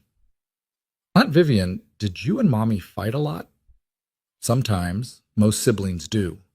Vivian didn't break her stirring rhythm. "We were very different people. I liked following rules and your mom liked breaking them, but we loved each other, even when we didn't understand each other." "I wish I had a sibling," Lucas said wistfully. "Then I'd have someone to fight with." The words hit Ethan like a punch. He'd never thought about giving Lucas a sibling, never even considered dating seriously enough to imagine that future. His son would grow up alone, an only child with no extended family except the aunt who'd appeared out of nowhere. Dinner was surprisingly good, better than anything Ethan had made in years. They ate at the small table, Lucas chattering about school while Vivian and Ethan exchanged glances over his head. There was something domestic about the scene, something that felt dangerously like family. After Lucas went to bed, Vivian helped clean up despite Ethan's protests. They worked in comfortable silence, falling into an easy rhythm of washing and drying dishes. "Thank you for dinner," Ethan said. "You didn't have to do that." "I wanted to. It felt nice cooking for people again. I usually just eat whatever the chef prepares at the house." She dried the last plate carefully. "It's lonely, eating by yourself in that big dining room every night. You could hire more staff, have people around. That's not the same as having family." Vivian set down the dish towel and turned to face him. "Can I be honest about something?" "You're always honest." "I'm falling in love with Lucas." The words came out in a rush. "Not in a creepy way. I just mean he's my nephew and he's wonderful and I look forward to Saturdays all week. And the thought of ever losing access to him terrifies me." "You're not going to lose access to him." Ethan was surprised by how much he meant it. "Your family. You're his aunt. That's not going to change." "But what if you meet someone? What if you remarry and your new wife doesn't want me around? What if Lucas grows up and decides he doesn't need some random rich aunt in his life?" "Then we'll deal with it. But right now, today, you're important to him, to both of us." The admission felt significant. "I know I was resistant at first, and I'm sorry for that. But you've been good for Lucas. He's happier when you're around." "And you?" Vivian's voice was quiet. "Am I good for you, too?" The question hung in the air between them, loaded with implications Ethan wasn't ready to examine. You're good for our family. That's what matters. Something flickered in Vivian's expression. Disappointment, maybe, or resignation. But she smiled and collected her purse. I should go. Same time next week? Actually, I was thinking maybe we could do something different. Lucas has a school play on Wednesday night. He's a tree in the forest scene. Would you want to come? Vivian's face lit up with such genuine joy that Ethan felt his chest tighten. I'd love that. Text me the details? After she left, Ethan sat in the dark living room and tried to understand what was happening.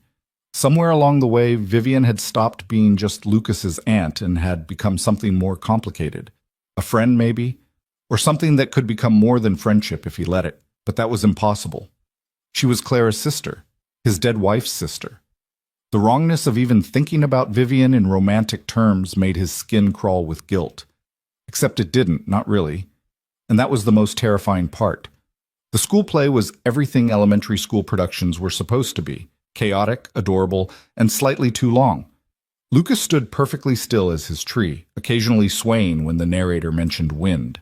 Ethan and Vivian sat together in the audience, both recording on their phones, both applauding perhaps too enthusiastically when Lucas's scene ended. He was the best tree there, Vivian whispered. Definitely. Most realistic swaying. They grinned at each other in the darkness, and Ethan felt something shift. A warmth that had nothing to do with the stuffy auditorium, a connection that went beyond their shared love for Lucas. After the play, they took Lucas for ice cream to celebrate his theatrical debut. He was flying high on the attention, talking a mile a minute about how nervous he'd been and how the girl next to him had forgotten her lines and how Mr. Peterson, the drama teacher, had said they all did great. I'm so proud of you, Vivian said, and Lucas beamed. Will you come to my next play? In the spring? I'm going to try out for a speaking part. I wouldn't miss it for the world. Watching them together, Ethan felt the last of his resistance crumbling. Vivian wasn't trying to replace Clara or take over their lives. She was just trying to be family, to fill the lonely spaces in all their lives with connection and care. That night, after dropping Vivian at her car and getting Lucas home and settled, Ethan did something he'd been avoiding. He called his mother. Ethan, is everything okay? It's late there. His mother's voice was worried. He didn't usually call except on Sundays. Everything's fine, Mom. I just needed to talk to you about something. Is it Lucas? Is he sick? No, Lucas is great. Actually, that's kind of what I'm calling about. Ethan took a deep breath. Do you remember how Sarah said she didn't have any family? Of course, poor girl, all alone in the world. She lied. She had a sister, a whole wealthy family she was hiding from. The story came pouring out, Clara's true identity, Vivian's appearance, the DNA test, the trust fund, all of it. His mother listened without interrupting, which Ethan appreciated. When he finally finished, there was a long silence.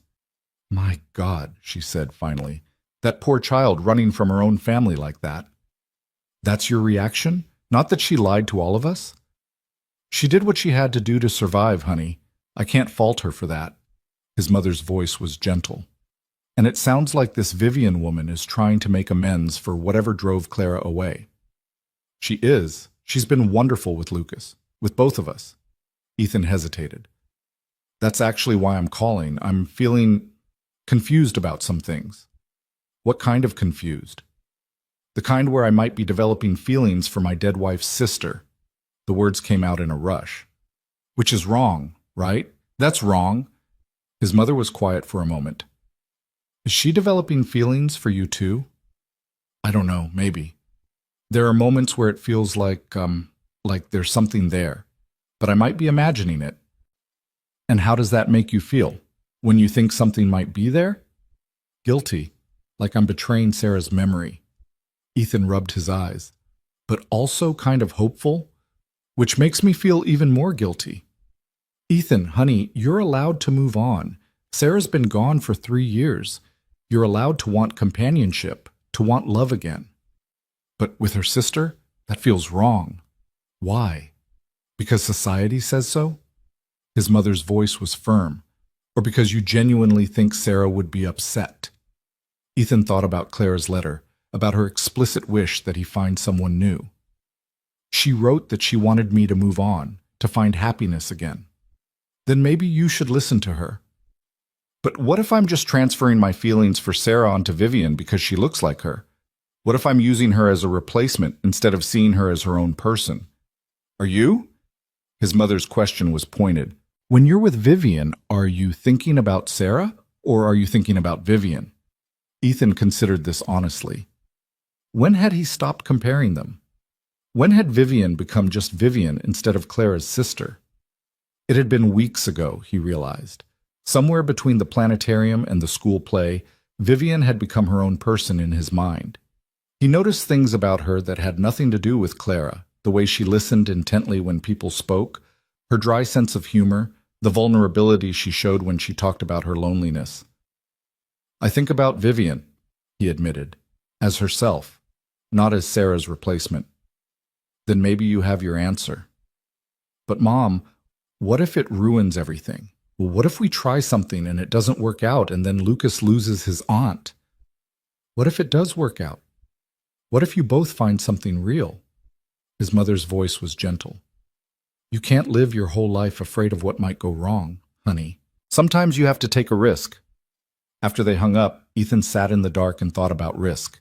He'd been playing it safe for 3 years, focusing only on Lucas, never looking ahead to a future that included more than just survival. But maybe it was time to be brave. Maybe it was time to want something for himself. The following Saturday, Vivian arrived to find Ethan acting strange. He was jumpy, distracted, kept starting sentences and not finishing them. Lucas noticed immediately. Are you okay, Daddy? You're being weird. I'm fine, buddy, just thinking about some stuff. Vivian and Lucas went to the park while Ethan stayed home, claiming he needed to catch up on chores. Really, he needed time to build up his courage for what he was planning to do. When they returned, Lucas was full of stories about the playground and how Vivian had pushed him on the swings for 20 minutes straight. Ethan made dinner while they talked, trying to act normal and mostly failing. After Lucas was in bed, Vivian lingered in the doorway like she had every week. But this time, Ethan didn't let her leave. Can we talk? His heart was pounding. About something that's not Lucas? Vivian's expression shifted from surprise to wariness. Of course. They sat on the couch, the same place they'd sat dozens of times before, but everything felt different now, charged with possibility and danger. I've been thinking about what you said a few weeks ago, about both of us being stuck. Ethan forced himself to meet her eyes. You were right. I've been using grief as an excuse not to move forward. Ethan, I shouldn't have said that. It was overstepping. No, I needed to hear it, because the truth is, I am lonely. I do miss having someone. And lately I've been thinking... He stopped, the words catching in his throat. Vivian's hand found his, her touch gentle. What have you been thinking? That maybe I've been developing feelings for you. The confession came out barely above a whisper. And I don't know if that's real, or if I'm just desperate for connection, or if I'm projecting Clara onto you because you look like her. But I think about you when you're not here. I look forward to Saturdays more than I should. And tonight, right now, all I want to do is... He didn't finish the sentence. Instead, he leaned forward, drawn by something stronger than logic or fear. Vivian met him halfway, her breath catching as the space between them disappeared. Their lips were inches apart when reality crashed down on both of them. They jerked away from each other simultaneously, Ethan standing so fast he nearly knocked over the coffee table. Vivian pressing her hands to her face in horror. "Oh, God," she whispered. "What are we doing?" "I don't know. I'm sorry. I shouldn't have... No, I wanted..." She cut herself off, looking stricken. "This is wrong. This is so wrong." "It's Clara." Ethan's voice was hollow. "She's between us. She's always going to be between us. She's my sister, my dead sister. And you're her husband, her widower." Vivian was shaking. How could we even think about... I know, it's wrong. But even as Ethan said it, part of him wanted to reach for her again, to finish what they'd started, which made it even worse. Vivian grabbed her purse, her movements jerky with panic. "I need to go. I need to think. I can't be here right now." "Vivian, wait. I'll call you. About next Saturday. Or maybe I shouldn't come next Saturday. maybe we need space. She was backing toward the door, her eyes wild. I'm sorry. I'm so sorry. She was gone before Ethan could respond, the door closing with a quiet click that sounded like an ending. Ethan sank onto the couch and put his head in his hands. What had he done? He'd destroyed the one good thing Lucas had found since Sarah died, ruined the fragile family they'd been building, all because he couldn't control himself for 5 more seconds. His phone stayed silent all night, all the next day. By Monday, Ethan was convinced he'd never hear from Vivian again, that she'd cut them off completely to escape the uncomfortable situation he'd created. Then Tuesday afternoon, his phone rang. I can't stop thinking about it, Vivian said without preamble. About almost kissing you. About how much I wanted to. Me too, Ethan admitted. This is impossible, right? We can't do this. It's too complicated, too wrong. Yeah, but I can't stop thinking about you. Her voice cracked. God, what kind of person does that make me? Wanting my dead sister's husband? The same kind of person I am, apparently. They sat in silence on the phone, both thinking the same thing neither wanted to say. I'm not coming this Saturday, Vivian finally said, or next Saturday. I need time to sort out my feelings, to figure out what's real and what's just grief and loneliness. Okay? The disappointment was crushing. What about Lucas? Tell him I'm traveling for work, that I'll call him when I can. Her voice wavered. I'm not abandoning him, Ethan. I just need space from you, from this situation. I understand. Do you? Because I'm not sure I do. I'm not sure I understand anything anymore. She took a shaky breath. I spent 13 years missing Clara, grieving her, and now I find out she had this whole life, this family, and I'm falling for the man she loved. How is that even happening? I don't know. Ethan's own voice was rough. But I know I can't stop it. We have to stop it. For Lucas, for Claire's memory, for our own sanity. You're right. So we agree. We take a break. We figure ourselves out. And then maybe, eventually, we can go back to just being family.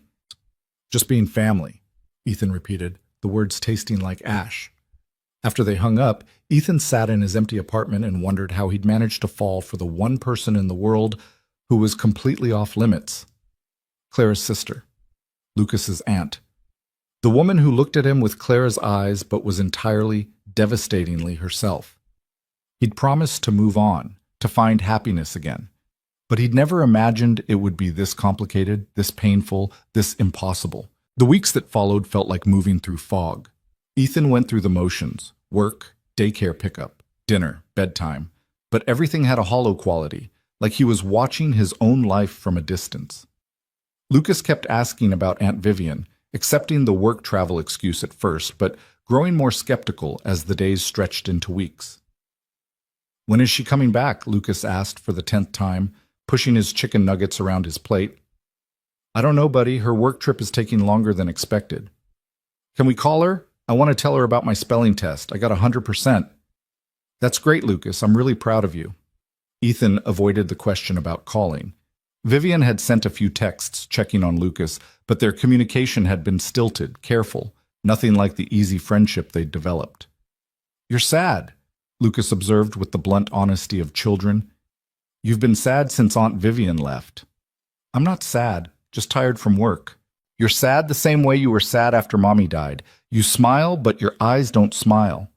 The observation cut deeper than it should have. Ethan set down his fork. Sometimes grown-ups have complicated feelings, buddy. But I promise I'm okay, and I promise Aunt Vivian will come back when she can. Do you promise, or just regular promise? Promise. But Ethan wasn't sure he believed it himself. 3 weeks had passed since that almost kiss, and the silence between them had grown heavier with each passing day. He'd started drafting texts to her a dozen times, always deleting them before hitting send. What was there to say? That he missed her? That he couldn't stop thinking about her? That the guilt was eating him alive, but the wanting wouldn't go away? On a Thursday evening, 4 weeks after their last conversation, Ethan's phone rang with Vivian's number. His heart jumped into his throat as he answered. Hi. Hi. Her voice sounded tired. How's Lucas? Missing you? He got 100% on his spelling test. That's wonderful. Tell him I'm proud of him. A pause. How are you? Surviving? You? Same. Another pause, longer this time. I've been seeing a therapist, trying to sort through everything. That's good. That's really good.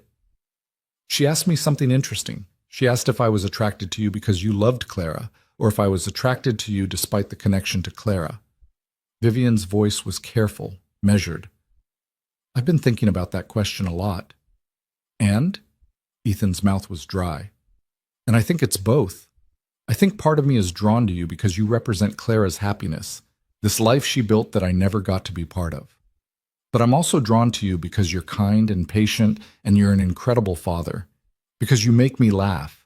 Because when I'm with you, I feel less alone. Ethan closed his eyes. Lucas's voice from the other room, a reminder of all the reasons this conversation was dangerous.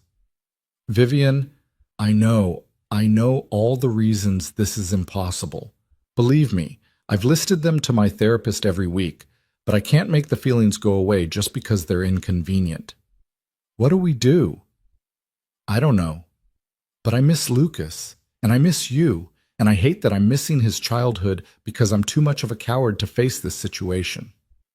You're not a coward. You're being smart, protecting everyone. Am I?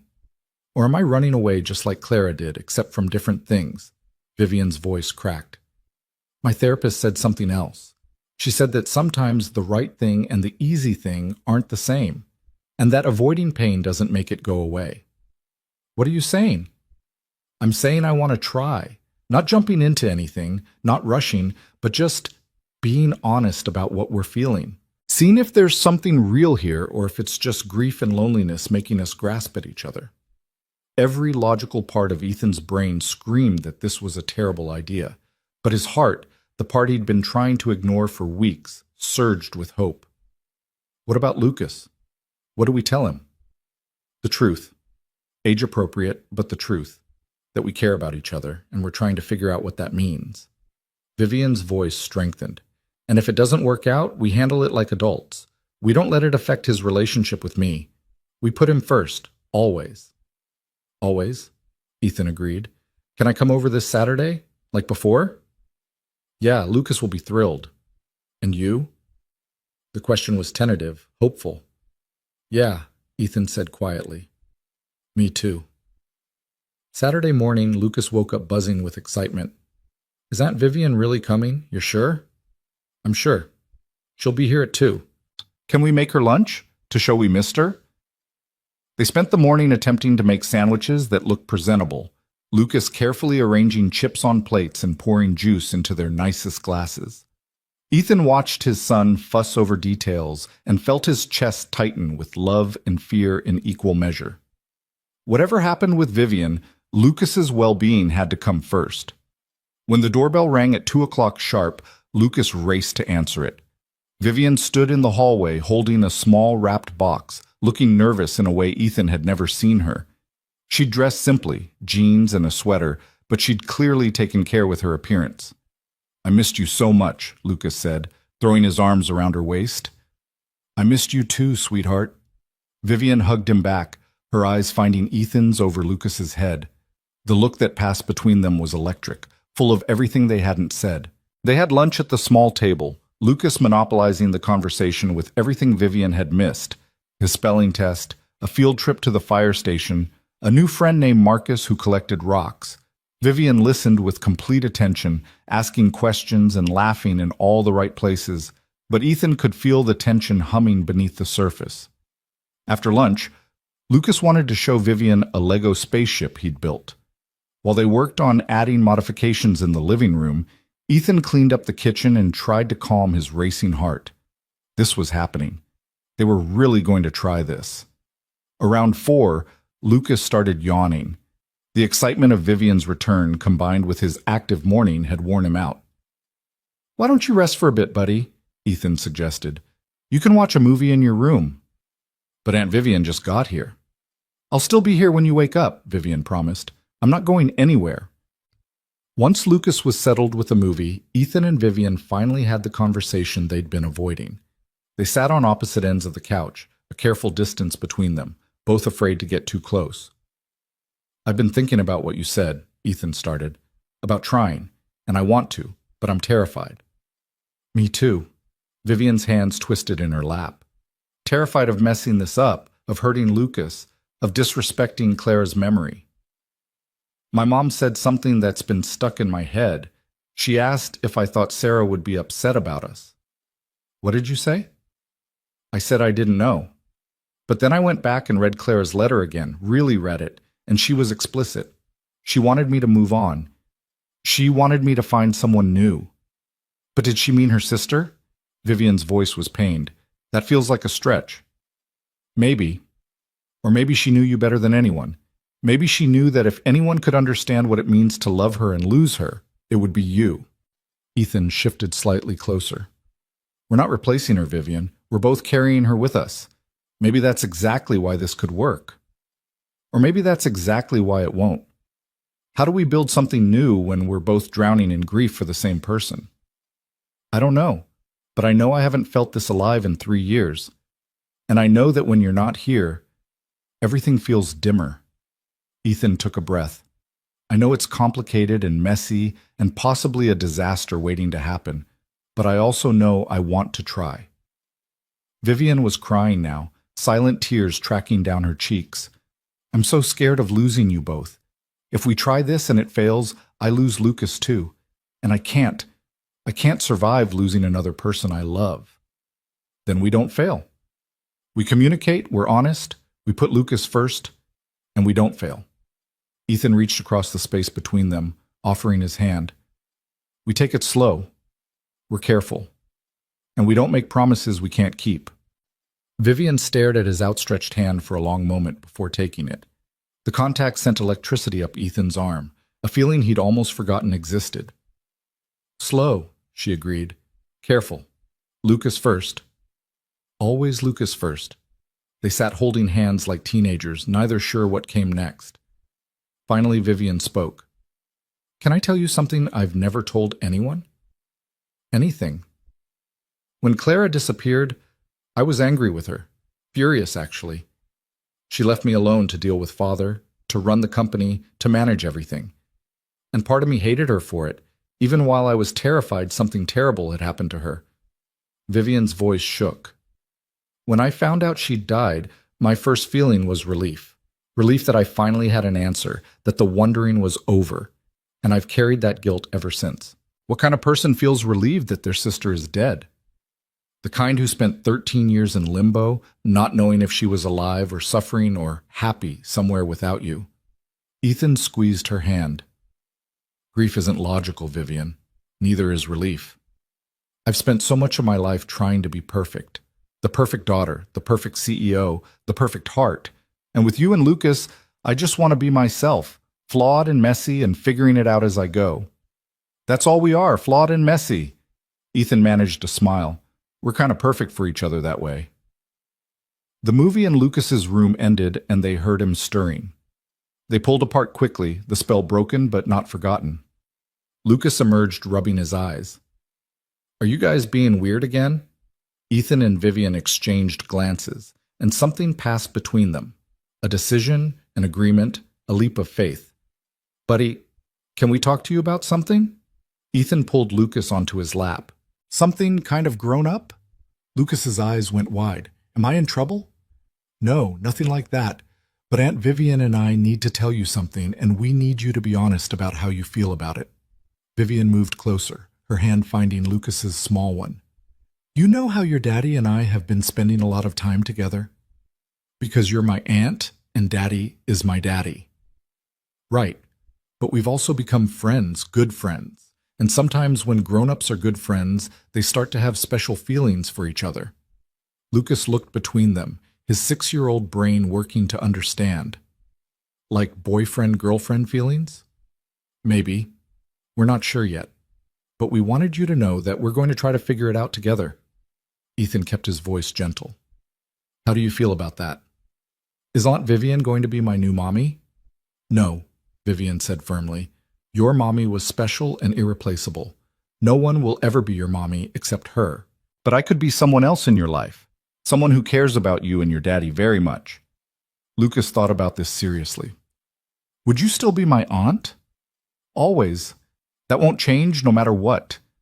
And you won't go away again? On long work trips? Not if I can help it. Vivian's voice caught. I missed you too much. Okay then. Lucas seemed satisfied with this explanation. Can we have pancakes for dinner? Just like that, the moment of tension passed. Children had a way of accepting the complicated and moving on to the immediate, and right now the immediate concern was pancakes. They made dinner together, the three of them crowded into the small kitchen, flour everywhere, and Lucas more hindrance than help. But there was laughter, real laughter, and for the first time in weeks, Ethan felt like he could breathe. After Lucas was in bed, Vivian reading him 2 chapters from the astronomy book, they returned to the couch, sitting closer than before but still careful. That went better than I expected, Vivian said. Kids are adaptable. It's adults who make things complicated. Speaking of complicated, Vivian turned to face him. What now? Do we date? Do we just keep doing what we've been doing? What does slow and careful actually look like? I think it looks like this. Saturday visits, family dinners, getting to know each other without the panic of almost kissing hanging over us. Ethan smiled. We're already doing most of it. We just acknowledge that there's something more building. And when do we tell people? Your family? My friends?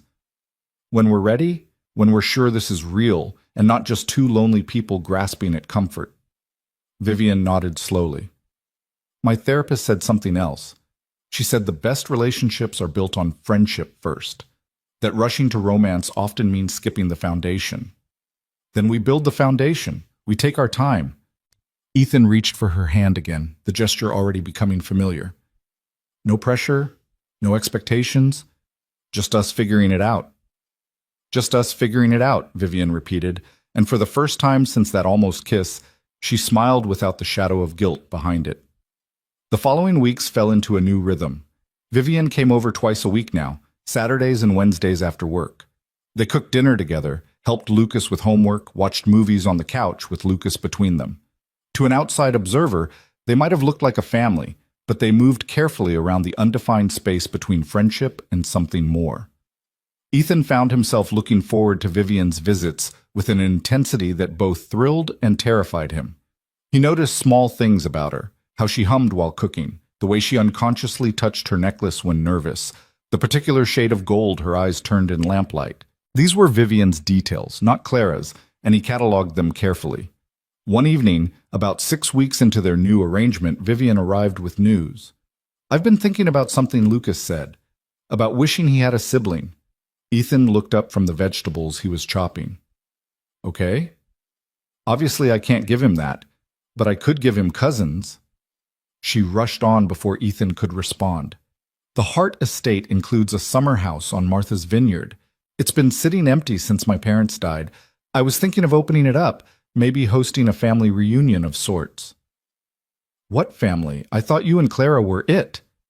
We have cousins. Second cousins, actually. Father kept them at arm's length because they weren't direct line Harts. But they exist. There are kids Lucas's age, teenagers, young adults, a whole branch of the family that got frozen out because of Father's pride. And you want to reconnect with them? I want Lucas to have family beyond just us. I want him to know he comes from somewhere, that he has roots and connections. Vivian set down her purse. And selfishly, I want to stop being alone in that big house. I want noise and chaos and people who don't expect me to be perfect all the time. Ethan considered this. What do you know about these cousins? Not much, but I've been doing research, making calls. Most of them are good people who got cut off through no fault of their own. They deserve to be part of the family again. And if they judge Lucas, if they judge you for wanting a relationship with your sister's widower, then they're not the kind of people I want in our lives anyway. Vivian's voice was firm. But I don't think they will. From what I've learned, most of them hated my father. They'll probably be thrilled that I'm finally breaking free of his controlling legacy. The word "our" hadn't escaped Ethan's notice. Our lives. Somewhere along the way their lives had become intertwined, a plural instead of singular. When were you thinking of doing this reunion? Next month. Give everyone time to arrange travel. It would be a long weekend, Friday to Monday. She hesitated. I'd want you and Lucas there. Both of you, if you're comfortable with that. As what? Lucas's father and your friend? As my family, Vivian said simply. However we want to define that. Ethan set down his knife and turned to face her fully. You know people are going to talk. They're going to assume things, make judgments. Let them. I've spent my whole life caring what people think. I'm done with that. She moved closer, her eyes intense. I care what you think. What Lucas thinks. The rest is noise. Something shifted in that moment. Ethan reached out and cupped her face, his thumb brushing her cheekbone. She leaned into the touch, her eyes closing. I think about kissing you all the time, he admitted quietly. But I keep stopping myself because I'm not sure we're ready. When will we be ready? Vivian's eyes opened, searching his face. We've been building this foundation for weeks. At some point, we have to trust it's solid enough to support more. Are you saying you want me to kiss you? I'm saying I'm tired of waiting for permission that might never come. From ourselves. From Clara's ghost. From the universe. She moved even closer until they were breathing the same air. I'm saying that if we're going to do this, we need to actually do it. This time, when Ethan leaned in, neither of them pulled away. The kiss was tentative at first, both of them half expecting guilt or wrongness to crash down on them. But there was only rightness, the soft press of lips, the gentle exploration, the feeling of pieces clicking into place. When they finally broke apart, Vivian was crying again, but she was smiling too. No guilt? She whispered. No guilt, Ethan confirmed, surprised to find it true. Just rightness. Just rightness, she agreed and kissed him again. They were so absorbed in each other that they didn't hear Lucas's bedroom door open, didn't notice him padding out to the living room until his voice broke the spell. Are you guys kissing? They sprang apart like guilty teenagers. Lucas stood in his pajamas, clutching his stuffed dinosaur, looking more curious than upset.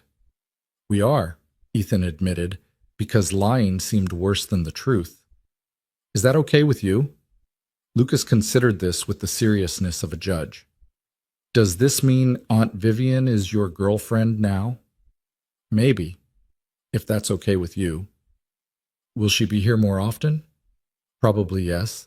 And she'll still read me stories and help with homework? Of course, Vivian said, her voice thick with emotion. Then it's okay with me. Lucas climbed onto the couch between them, settling in like he belonged there. Can we watch a movie? The dinosaur one? Just like that, the moment was diffused. They queued up the movie, Lucas between them, and somewhere during the opening credits, Lucas fell asleep. Ethan and Vivian sat in the flickering light, hands linked behind Lucas's sleeping form, and everything felt possible. The month leading up to the family reunion passed in a blur of planning and nervous anticipation. Vivian threw herself into organizing, determined to do right by the relatives her father had shut out. Ethan helped where he could, mostly by keeping Lucas occupied while Vivian made endless phone calls and arrangements. Their relationship deepened naturally, kisses becoming more frequent but never rushed, conversations stretching late into the night after Lucas was asleep.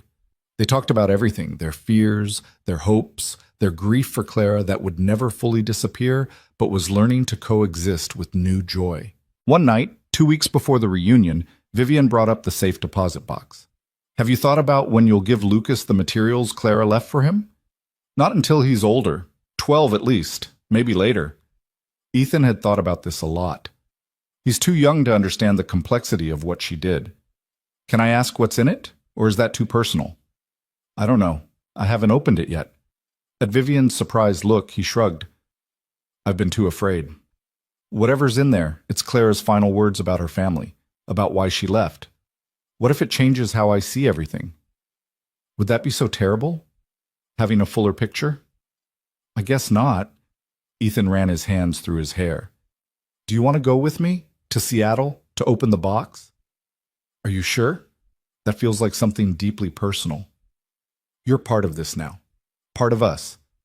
And whatever's in that box, it's your family history too. He reached for her hand. Plus, I don't want to do it alone. They flew to Seattle the following weekend, Lucas staying with Ethan's parents. The trip felt significant, like they were crossing a threshold together. At the bank, a clerk led them to a small private room and brought the safe deposit box. It was larger than Ethan expected, heavy with whatever secrets it contained. "Do you want me to wait outside?" Vivian asked. "No. Stay." Ethan took a breath and opened the box. Inside were several items: a thick manila envelope, a smaller sealed letter addressed to Lucas, a USB drive, and a jewelry box. Ethan opened the jewelry box first, finding a necklace he recognized. Clara had worn it in some of the childhood photos Vivian had shown him. "This was hers," Vivian said softly, touching the delicate chain. "Mother gave it to her for her 16th birthday. I thought she'd thrown it away when she left. She kept pieces of her old life, pieces of you." Ethan handed her the necklace. "Maybe you should have it until Lucas is old enough." Vivian clutched it to her chest, overcome. They moved on to the manila envelope, which contained newspaper clippings, legal documents, and what appeared to be a journal Clara had kept during her first year away from the Hart family. The journal entries were raw, painful to read. Clara had been terrified those first months, constantly looking over her shoulder, afraid of being found. But there was also joy in the entries, the freedom of choosing her own clothes, her own food, her own schedule, the simple pleasure of being nobody. The USB drive contained videos, dozens of them, time-stamped from before Lucas was born through a week before Clara's death. Ethan's hands shook as he plugged it into his laptop. The first video showed Clara, looking younger than Ethan remembered, sitting in their old apartment. "Hi, baby," she said to the camera, and Ethan realized she was talking to Lucas, to a future version of their son. "You're not born yet, but you will be in about 6 months. And someday, when you're old enough to understand, your daddy is going to show you this." They watched video after video, Clara talking to the son who would grow up without her. She told him about her family, about why she'd left, about meeting Ethan, and falling in love. She was honest about her lies, but also honest about her happiness. In the final video, recorded a week before her death, Clara looked tired but content. "I hope you never have to watch these videos, Lucas. I hope I'm there to tell you all of this in person. But if you're watching this, it means something happened to me." She smiled sadly. "I want you to know that every choice I made, leaving my family, creating a new identity, lying about who I was, I made because I wanted to be free. And I was free, baby. With you and your daddy, I was free." She paused, seeming to gather her thoughts. "I also want you to know about Vivian, your aunt. She tried to protect me when we were kids, and I repaid her by disappearing without a word. If she's found you, if she's in your life, please don't shut her out. She deserves to be loved, to have family. And you deserve to know the part of me that came from her." Clara leaned closer to the camera. "One more thing. If your daddy hasn't found someone new, tell him I said to stop being stubborn. Tell him that being alone isn't noble, it's just lonely. And tell him I want him to be happy more than I want him to be faithful to my memory." The video ended. Ethan and Vivian sat in silence, both crying. "She knew," Vivian finally said. "Somehow she knew this might happen. Or she just knew us, knew that we'd both be stubborn and guilty and too afraid to reach for happiness." Ethan closed the laptop carefully. "She gave us permission, both of us. Does that make it easier or harder?" "Easier, I think, because now it's not just about what we want. It's about honoring what she wanted for us." They spent the rest of the day in Seattle, walking through Pike Place Market and along the waterfront, talking through everything they'd learned. By the time they flew home that evening, something had settled between them, a peace, an acceptance, a sense of moving forward with Clara's blessing rather than against her memory. The family reunion arrived with perfect late summer weather. Martha's vineyard was beautiful, the Hart summer house even more impressive than Vivian's mansion. Extended family arrived throughout Friday afternoon, cousins and second cousins and their children, people Vivian barely knew but was determined to connect with. Lucas was in heaven, suddenly surrounded by kids of various ages who were all excited to meet him. He raced around the property with a pack of children, their laughter carrying through the open windows. Ethan watched from the porch, Vivian beside him, her hand in his. They decided to be open about their relationship this weekend, to let people draw their own conclusions. "You did good," Ethan said, gesturing to the chaos of happy family members. "This is exactly what Lucas needed." "It's what I needed too." Vivian leaned against him. "I spent so many years alone in that company, in that role. I forgot what it felt like to just be part of something bigger." That evening, after dinner, Vivian stood up and clinked her glass for attention. The room quieted, all eyes turning to her. "I want to thank you all for coming. I know many of you have complicated feelings about the Hart family, and you have every right to those feelings. My father was controlling and often cruel, especially to those he considered beneath him." She paused, her voice steady. "But I'm not my father, and I don't want to continue his legacy of isolation and control. I want to build something new, a family that actually feels like family." Murmurs of approval rippled through the room. Vivian continued, "I also want to introduce you to someone very special, my nephew, Lucas Cole." She gestured to where Lucas sat with the other kids. "Lucas is the son of my sister Clara, who many of you remember. Clara passed away 3 years ago, but she left behind this amazing little boy who deserves to know his family." More murmurs, these tinged with sympathy and curiosity. Lucas waved shyly from his seat. "And this is Ethan Cole, Lucas's father." Vivian's eyes found Ethan's across the room. "He's also someone who's become very important to me personally. We're figuring out what that means, but we wanted you all to know that we're building a life together, a family together." The room erupted in applause, some more enthusiastic than others, but mostly supportive. One of the cousins, a woman in her 40s named Margaret, raised her glass. "To new beginnings and chosen family," she toasted, "and to finally having a heart who understands that people matter more than power." They drank to that, and the evening continued with music and dancing and the kind of chaos that only happens when 3 generations of family gather under one roof. Ethan watched it all with a sense of wonder, thinking about how far they'd come from that first day when he'd stumbled into Vivian's mansion and seen Clara's portrait. Later that night, after Lucas was asleep upstairs with the other kids, Ethan and Vivian walked down to the beach. The moon was full, casting silver light across the water. "Thank you for being brave enough to do this," Ethan said. "The reunion, us, all of it. Thank you for giving me a chance, for not letting me run away when I got scared." Vivian stopped walking, turning to face him. "I love you. I know we said we'd take it slow, but I love you. And I love Lucas. And I need you to know that. I love you too." The words felt natural, right? And I think Clara would be happy, really happy.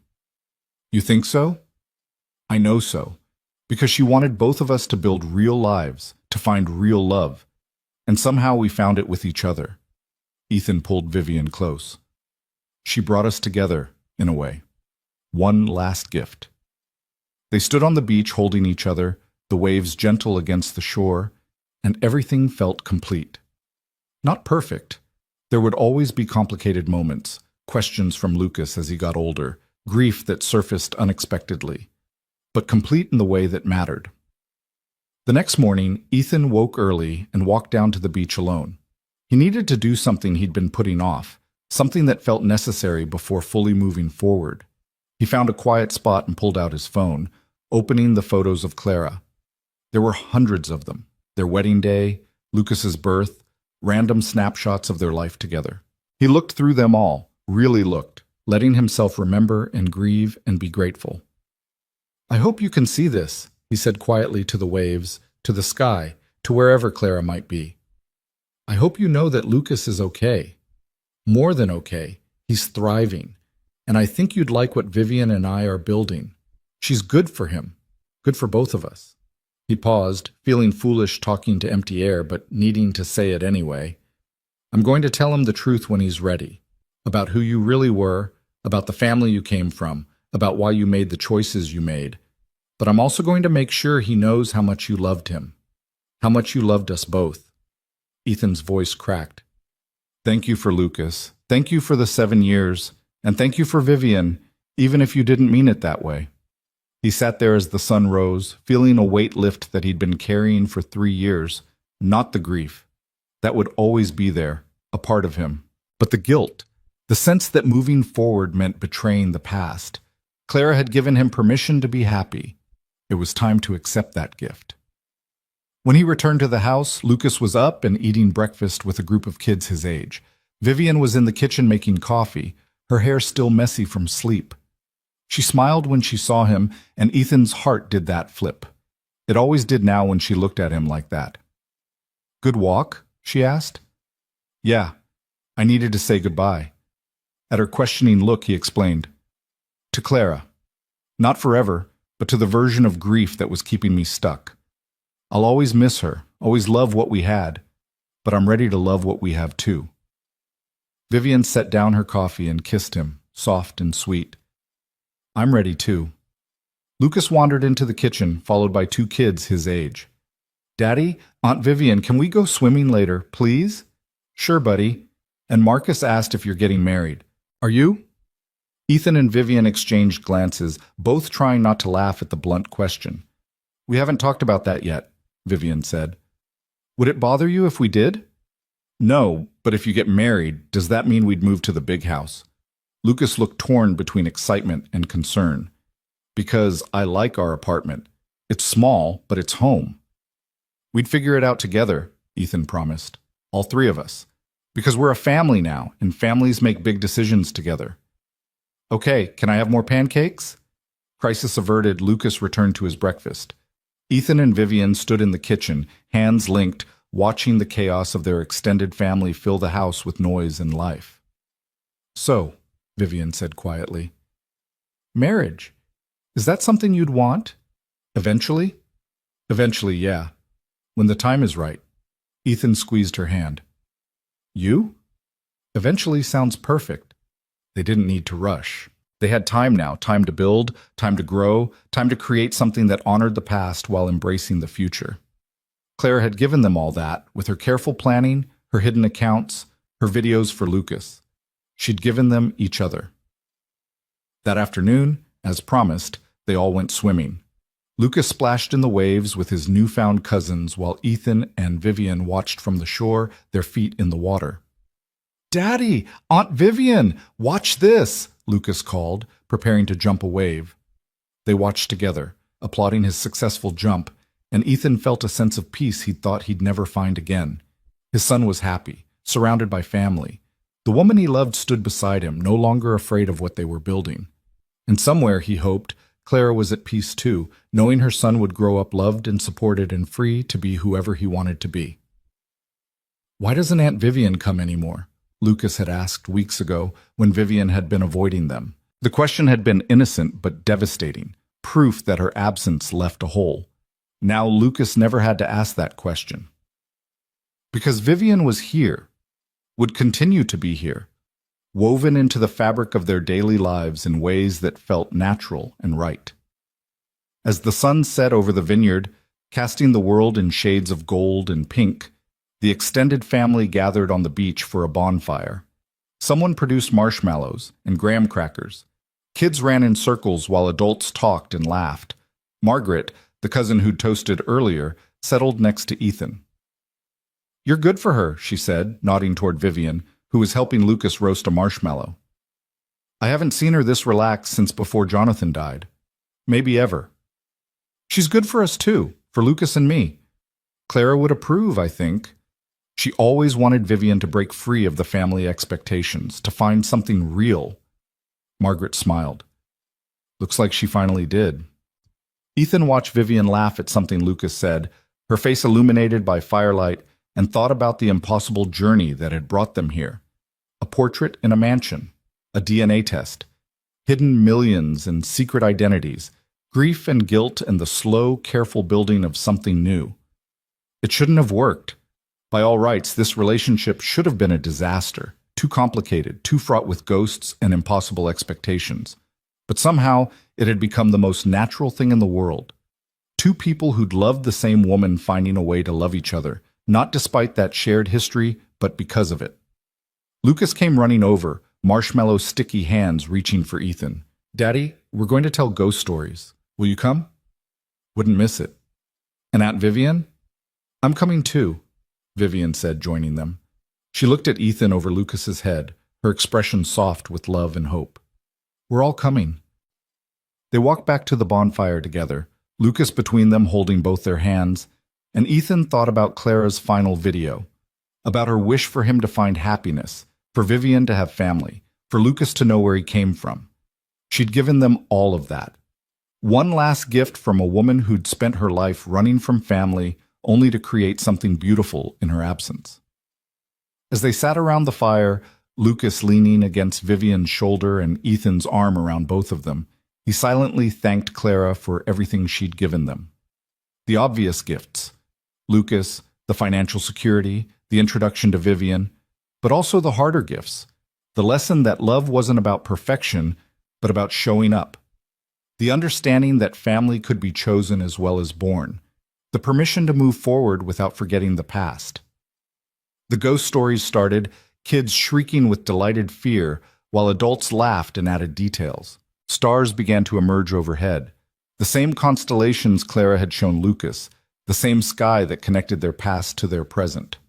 And there, on a beach in Martha's Vineyard, surrounded by family both old and new, Ethan Cole finally understood what Clara had known all along. That freedom wasn't about running away. It was about choosing, every day, to build a life worth living. To love honestly, parent fully, and let yourself be loved in return. She'd done that. And now, with Vivian by his side and Lucas in his arms, Ethan was doing it too. Not replacing what he'd lost, but honoring it by creating something new, something real, something free, something that felt, at last, like coming home.